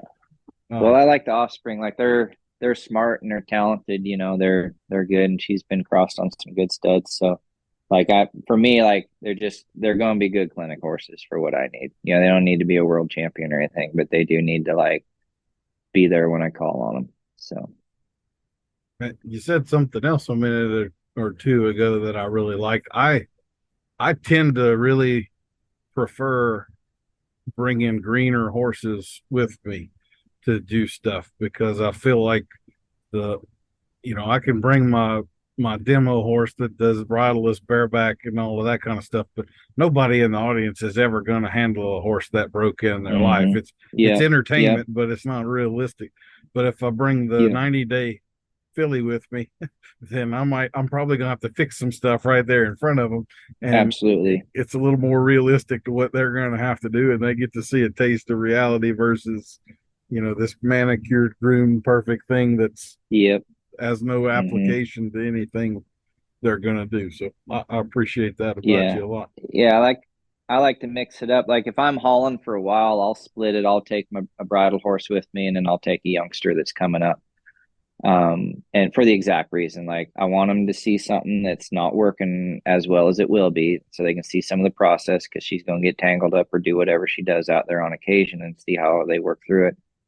But then I always like to have a bridle horse on the road, like, because I do, like, my body's just like, it's not wore out, but it's been smoked by so many horses over the years. Just even just the heaviness on the lead ropes and pulling and whatever that's going on, or you got something that's charging people down or whatever the thing is, right? So I like to have one to work from horseback. Then like, if something tough comes through the gate, I'll be like, "Don't worry, man. Like, I got my horse here. We'll get the rough off of them, and then you can, like, then we'll figure out a plan from the ground. But I'll take them off my saddle horse here for a little while and kind of even this playing field up a little." I guess that brings us into saddles a little bit. So through your website and all, you've got a tack store where people can sort of custom order the saddle. So what brought you into that part of the world? I'm assuming you're not making those saddles yourself. No, no, So people ask me that, like, no. So what happened was, I rolled into this barn, I don't know, 15 years ago or whatever. And I rode with this guy, and I liked everything that he did. And I was like, yeah, I was at a point where, like, I'd had some money saved up and I was really hunting some education and stuff. I really liked what he had done. He'd been giving me some lessons here and there. And I was like, "What do you got for sale?" He's like, "Well, I got these horses for sale. I got the bridles for sale, like a tack store or whatever." He's like, I said, I'll take one of everything. Like, I want a horse. I want the pad she rides in. I want the saddle. I want the bridle. Like, I want more lessons. I want the whole thing. So I bought a mare from him, bought a saddle, bought the thing. So, and got home and I didn't think much of the saddle. Like I didn't think either way. I was like, it's just saddle. I'm like, I'll ride it when I ride it. Right. It wasn't a working saddle like where you could dally off and drag stuff or whatever. So I didn't ride in it very much because I was riding in the Wade saddles. And I was like, well, I'll just ride that when it was a little reining mare I'd bought. So when I ride her, I'll ride that saddle. And then I think at some point I got the saddle out. I'll just throw it on this other horse while I was standing here and just start riding it. And then one day I got up out of bed and I was like, I feel different. Like I feel like I should feel good. Like, and I'm not all fatigued and weird and like not completely, right? And so then I rode in the saddle for a few days again. I was starting riding it for a little bit. And then I went back. I was roping or something. So I put a Wade saddle back on. And as soon as I sat down on that saddle, the Wade saddle, I was like, this thing's uncomfortable. Like, this thing's real bad. And I love the saddle. Like, I love it. I've been riding it forever. I was like, I can't feel my horse. I can't do the thing. And then I was like, the next morning, I'm back to feeling bad again in the morning. So I call him up and I says, hey, what's going on with this saddle here? Like, is there anything you need to tell me about these things? And he's like, oh no, it's just some company. They sponsored me, whatever. And then so I was like, I don't know. There's more to this. He's like, it's just a saddle. So I called the company up. I was like, what's going on with these saddles? They're like, oh, it's such and such, whatever. Like they were a little more pumped, but not quite as pumped as I'd like to hear. But what I found out is the tree that's in there. It's a German made tree. And it, from what I, in my own study, and we, roll like 1,000 horses a year, it's got like a 90% fit rate. And I talked the company into giving me a tree, which was a little tough at first because they thought I was just going to copy their saddles and build. I'm like, no, my clients need to see something physical touch their horse that is not the full saddle because as you know, everybody's got like 12 saddles in their tack room that don't fit horses, this, that, and the other. And they're buying a new one every year and trying to figure all this out. It's like if I had a tree, we could clear this up with them and I could sell some of this. So they sent one over.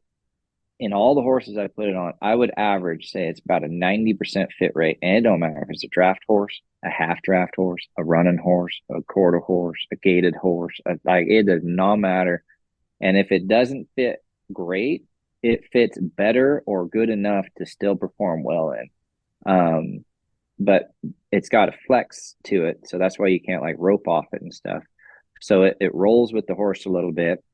It flexes in the middle, and the fatigue or lack of was coming because the seat's doing this just a little bit. Like you don't feel it like, wow, the saddle's sloppy, but your body is like sitting on a little bit of a looseness instead of like a solid wood tree. So then the fatigue's less, and then it's cut so close to the horse without being one of those weird new age ones that weigh like 3 pounds and have no leather or anything on them. You're so much closer to that horse so you can feel everything.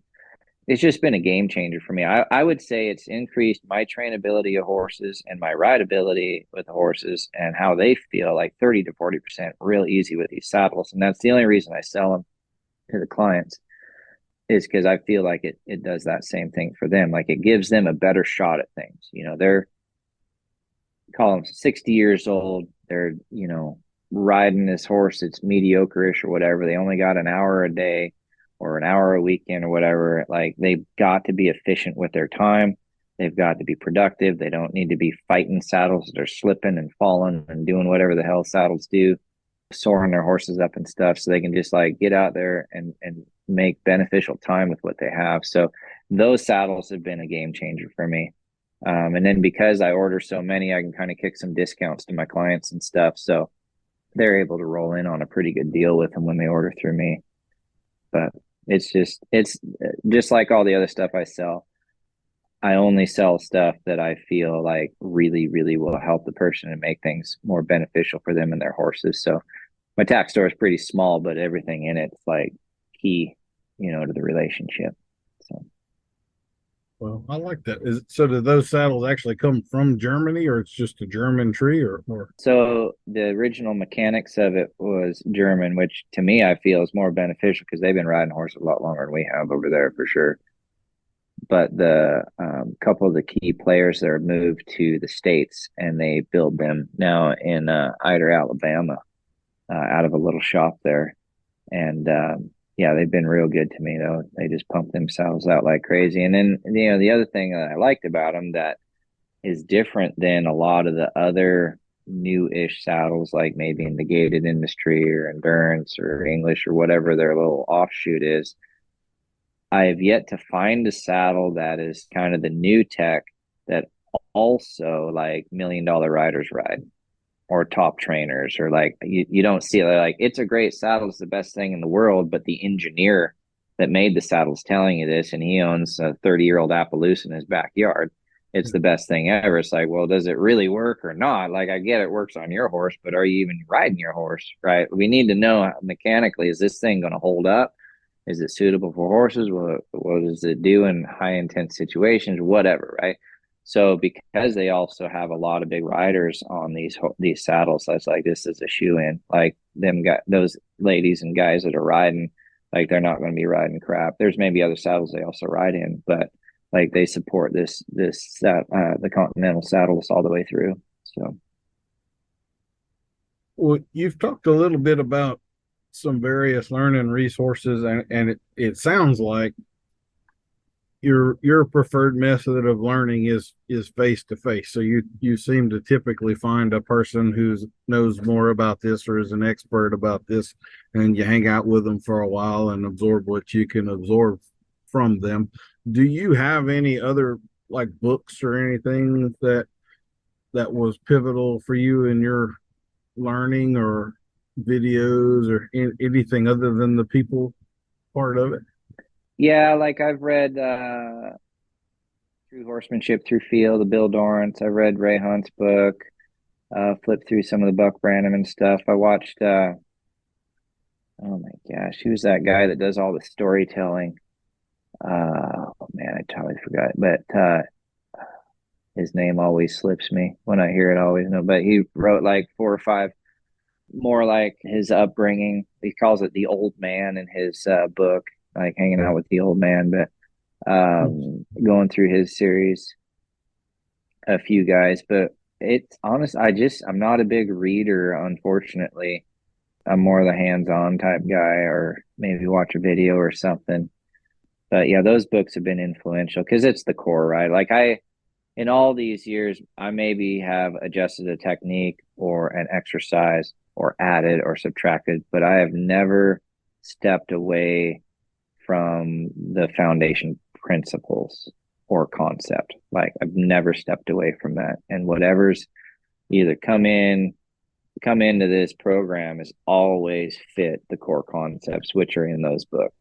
Like, and maybe my interpretation of them is not the best or 100% correct or whatever, but I've always tried my hardest to keep everything in that wheelhouse, mainly because, like, it has never ever failed me.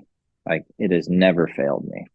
It maybe's taken me a year or a day or 6 months or an hour or whatever to get through the situation I'm working on, but it's never not happened. Like, it's never not happened. So I stick with that. And I guess I just have a couple more questions for you. I've kept you a little while here. This is one of those questions I feel like a jerk for asking, because it'd be the kind of question I would hate to get, but I'm gonna ask it anyway. So, how would you define horsemanship? And I guess what I'm kind of getting at there is, we've talked a little bit about sort of a foundation I think we share, but then there's also what it has morphed into these days, and I think we probably, I'm guessing we would share a distaste for how commercialized and so forth some of it has gotten, and also, so what does the term horsemanship mean to you? How would you define it? Um, I'd probably keep it pretty simple. Like, when his feet become mine, like, you're there to some extent, but with that comes a lot of things. You've got his mind, you've got his emotion, you've got his will, you've got his desire, you've got his focus. There's a lot that comes with, like, when his feet become yours or her feet become yours. Um, just real simple. Yeah. But on the other side of it, it's like, it's like the art of learning to me. Like, are you a student? You know, and on the same side, is your horse a student? Like, is he wanting to figure this stuff out and learn? And like, is are they engaged? You know, does she want to be a part of this situation or not? I think there's that aspect of the horsemanship, because there's a lot of people that aren't really into horsemanship, and I kind of feel in them that there's maybe a little wall there or a barricade on the learning side. It's not that they're not learning, but they're not curious, right? So maybe horsemanship's more like a curiosity, like how does this animal think? Why does he think this way? You know, like I think about some of the greatest trainers I've been around, like Todd Bergen and Sean Flaherty and Mike Flaherty and Nick Dowers, and if you like all these people, like, and there's dozens of them, really, one thing they have in common is their curiosity about how the horse thinks. Like they're really into that. They like the performance. I'm like, I got to get this thing stopping better, turning better, whatever. But they're not like just pulling a bit off the wall to do it. They're like, well, how can we set things up better for this horse to want to kill it? Like, want to be there, right? What can we do for her to build that out there? So that would be the other aspect of horsemanship. And that's, I think, why my people are so good, is they've got that curiosity in them. And if they don't, when I first meet them, they kind of look around the room and they see what's going on. And they're like, all right, this is where it's at. It'd probably be great if I was a little more curious and hopped on some train of some sort and moved this whole outfit forward. Yeah. So those are some things, I think about with horsemanship. And like you said, there's other terms and, you know, people commercially putting it out or whatever, but yeah, that's probably where I'm at with that. Well, cool. And then my final question for you is, what sort of a legacy would you want to leave with regard to this? What's the mark you're trying to make with your group of folks there? I probably, at the end of the day, if they could just have the confidence that they, one, think they want, but two, the confidence that I think that they really need.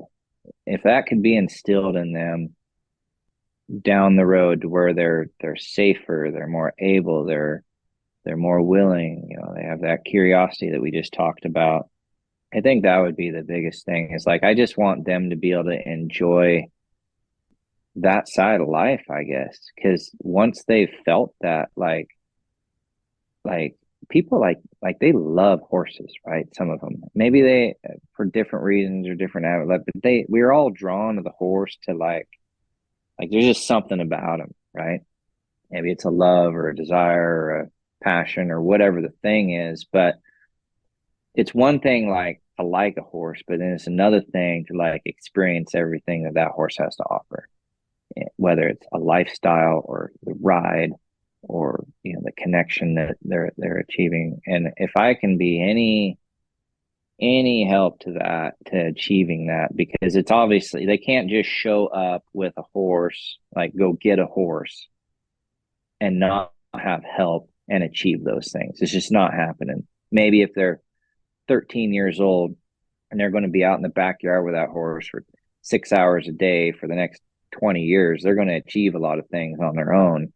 But in general, most people putting their hour or so in here or there, they're not going to get close enough to it. So if there's a way that I could help them achieve that, I think that would be the biggest thing. And then I like the maybe not that I need to be known for as far as legacy, but I'd like to go down knowing like there wasn't a horse that I couldn't fix or help to some extent. At least put a map there, a pathway for them to get through. And if I could pass enough of this along to a couple people to be able to just keep it going, would be good. If I could, and I've got a few out there, but like one's just like, hey, like if I'm not here, you guys got this, and we can keep pumping some of that stuff is like, as you know, is just not available anymore. Like there will never be another Tom Dorrance, another Ray Hunt. I don't care what happens in the world or society. There will never be a handful of those people anymore on this planet. I don't even see how it'd be possible. So to even just pump a small amount of that understanding and that knowledge, that those type of concepts forward, I think it's super important, because there's obviously a lot of things that keep the horse industry going, but I feel like those foundational concepts, whether they're, you know, like touted on or bragged on or used public, whatever, I think without some of that as the base in all of the industries, I don't think the horse world will do as well. So I think it'll be something that helps hold the industry up if it's done right. Very well stated. Well, Steve, you mentioned a little bit earlier about you'd created some online courses for your students sort of between that year of you coming back to town and so forth to give them some stuff to do. So why don't you tell us a little bit about the courses that you've got and the intention behind it and how that all works?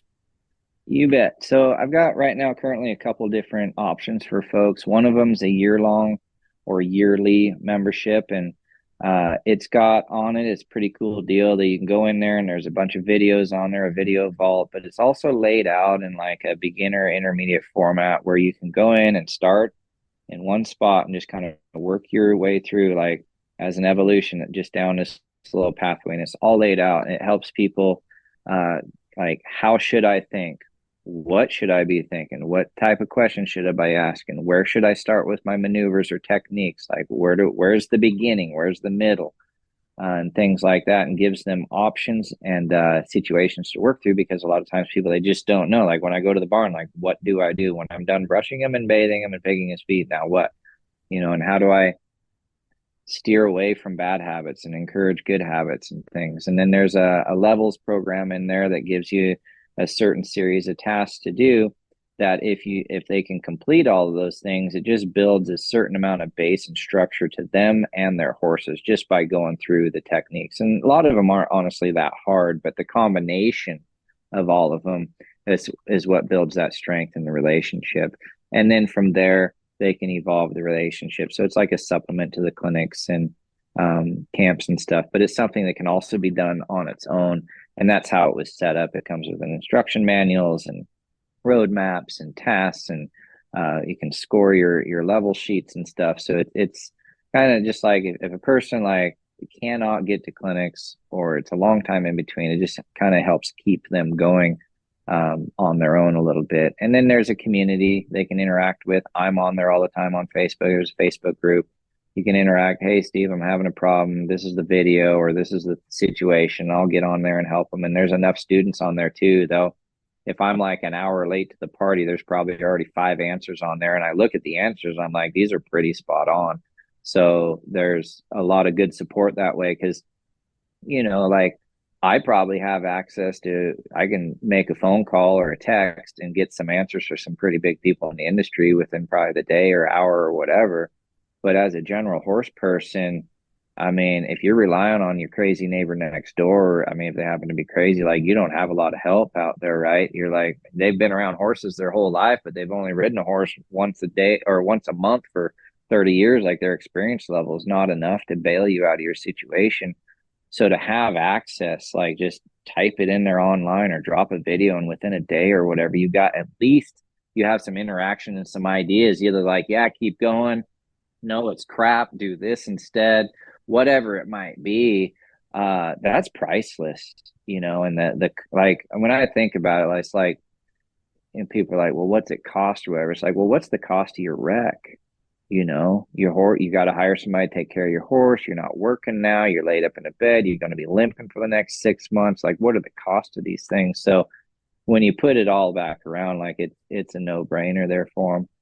And then the other one I have, which is really cool, I was doing some other programs trying to learn about business and different things, and they had this come across this program that you have access for a month and then you don't have access, and they had a fee for it that was doable, that like, well, if you missed out, you could just pay for it again. but they lock it. And so I have it's called One Ride Away. And it's a 30-day program. They get 45 days to do. And after the end of 45 days, I lock the videos up. And some people are a little bit like, well, are you taking it from me? It's like, no. You're human. And I know how this works because I've got training videos sitting in my living room that I bought 25 years ago, and I've watched once or half or what, and I'm not watching them every week, and I'm not utilizing them because the guy that sold them to me didn't say they're disappearing. They're still there collecting dust 25 years later. So for this one program, it's like, you got 45 days to do your 30 days, get your butt down to the barn and get it on. And each lesson's only 10 to 20 minutes long, and they're simple. It'd be like, say, a lateral flexion might be a lesson for the day, which only takes a few minutes, or maybe like set up this cloverleaf pattern or whatever the exercise might be. But they all build on each other. It starts out with concepts and theories that I really want to get into the people's minds. Then there's a week of groundwork, a week of riding, and then we start mixing things up, and we finish with some purpose. And it's been transformational for so many people, the One Ride Away program. They just go to onerideaway.com for that. And it's one of those things. I'm like, I don't know if it'll work. I don't know what effect it'll have. Like, it's horrible. It locks people out after a month. What's the deal going to be? And what I found is just the fact that they are getting down to the barn for 10 minutes a day for like 30 days straight, essentially, in a 45-day period or whatever, taking a day off here or there. They come out at the end of that month, even if they don't finish the program all the way, they are on such a different level of inspiration and motivation, and their horses are just like, shoot, I'm not used to seeing you every day. This is great. Like, I'm learning stuff. I'm engaged. I want to do things. So that One Ride Away program, like, if I were new in the horse industry, I would milk that thing up a couple times a year. And we do it probably 4 or 5 times a year. It's getting released when they go there. That's probably every 6 weeks it gets popped out again. So like, by the time this podcast is out, it'll probably be halfway through one or towards the end or whatever, but every 6 weeks that thing gets released. And I just can't say enough about it. And it's not because like I built it. It's people tell me all the time, like, Steve, thank you for that program. I'm signing up for it again. And then there's 2 levels to it too. So like, they can go through one course and then maybe take it again or whatever, but then there's a whole nother level of it. They can do another 30-day program. So I mean, the information in that is like, it's insane when I think about the information that's in there. Because like, I'm just thinking myself as like a high schooler, college kid, whatever, if I had access to that, I'm just thinking like the wear and tear on my body and my brain and everything would be so much less if I just even had an ounce of that information in my body ahead of time.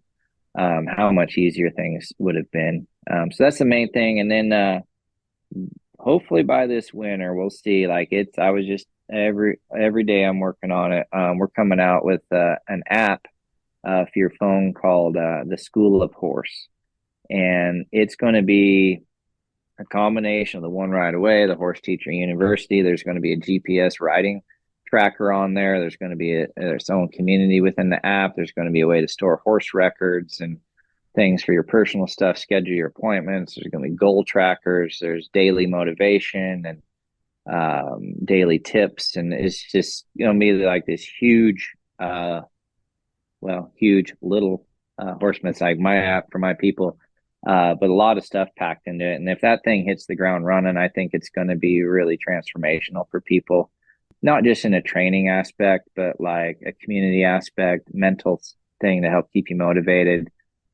And it'll be its own thing. It's kind of off the side of like, not like stuck in Instagram with all the distractions or the Facebook, whatever. It's like its own little area if a person stays in that app a little bit. And I'm looking forward to seeing when that thing hits the ground, what it's going to do for folks. But if it doesn't fire, it's going to be a nice little app for me and a couple of my buddies. But if not, it'll be a great use. I'm hoping a whole bunch of people get on board with that because it's going to be a nice combination. But that's going to be called the School of Horse, which is what I call the program out here at Horse Creek Ranch. We call it the School of Horse. So we'll see how that goes. But as far as online stuff, that's the most stuff we got going. Plus, we stay pretty active on Facebook and stuff. We got sometimes we'll go do Facebook Lives. We got daily stuff going on there during the week for tips and motivations and stuff. We're posting some reels and videos and all that. Just kind of keep people going. I think it's a good tool for people. Nowadays, you got 10 seconds or 30 seconds or 5 minutes or whatever during the day to pop in and pick up a tip or something, or see somebody else doing something, and just keeps my whole crew moving forward a little better, I think. So. Well, it sounds pretty cool. I'm always a little reluctant on the technology train, but whenever you can get it to work properly, it can certainly be nice. I'm a little convinced it's full of witchcraft and wizardry, though, because Yeah. it just goes sideways for me all the time.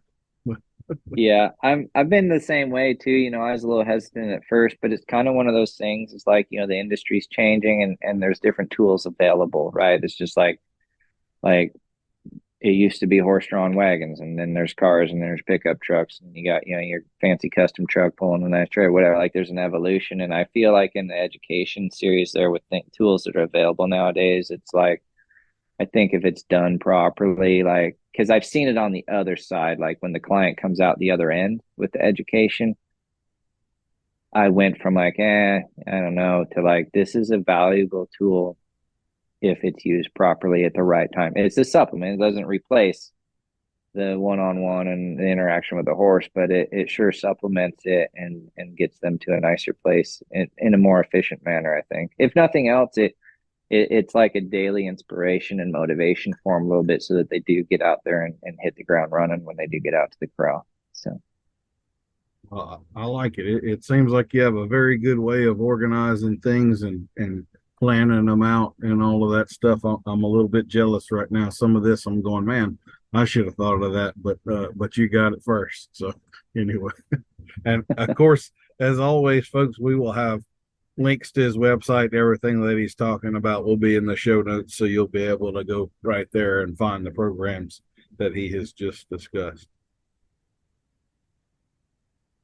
Okay. Well, is there anything else that you want to touch on or everything?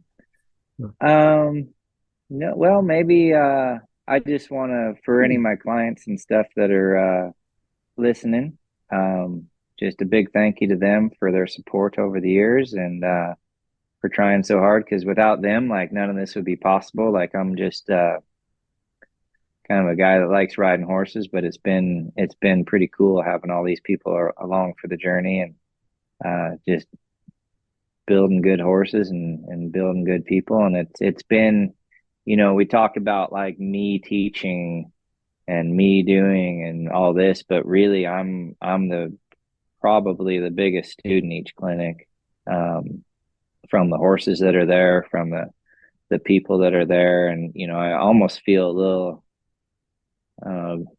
maybe greedy's not the word, but it's like, like if there's, we had a 7-day stretch the other. We had 50 head of horses come through in 7 days, and I'm thinking, golly, like, I get all this experience to like 50 horses in 7 days. Like, this is so cool. Like, they're like, aren't you tired? And this, that. And I'm like, this is like the best week ever. Like, we get to really, and I'm not talking, they just walk, they're there for days, working on stuff. And I'm like, this is so cool to connect the pieces and stuff about all these, how this person's working and that person working these horses. So, without them coming and showing up, like, I don't get to be greedy about my learning and things like that. Cause back in the day, like, it all started because I feel like the guys that were teaching me, they had that in them. Like, they were greedy about learning or curious or whatever. Like, they wouldn't have known the things they knew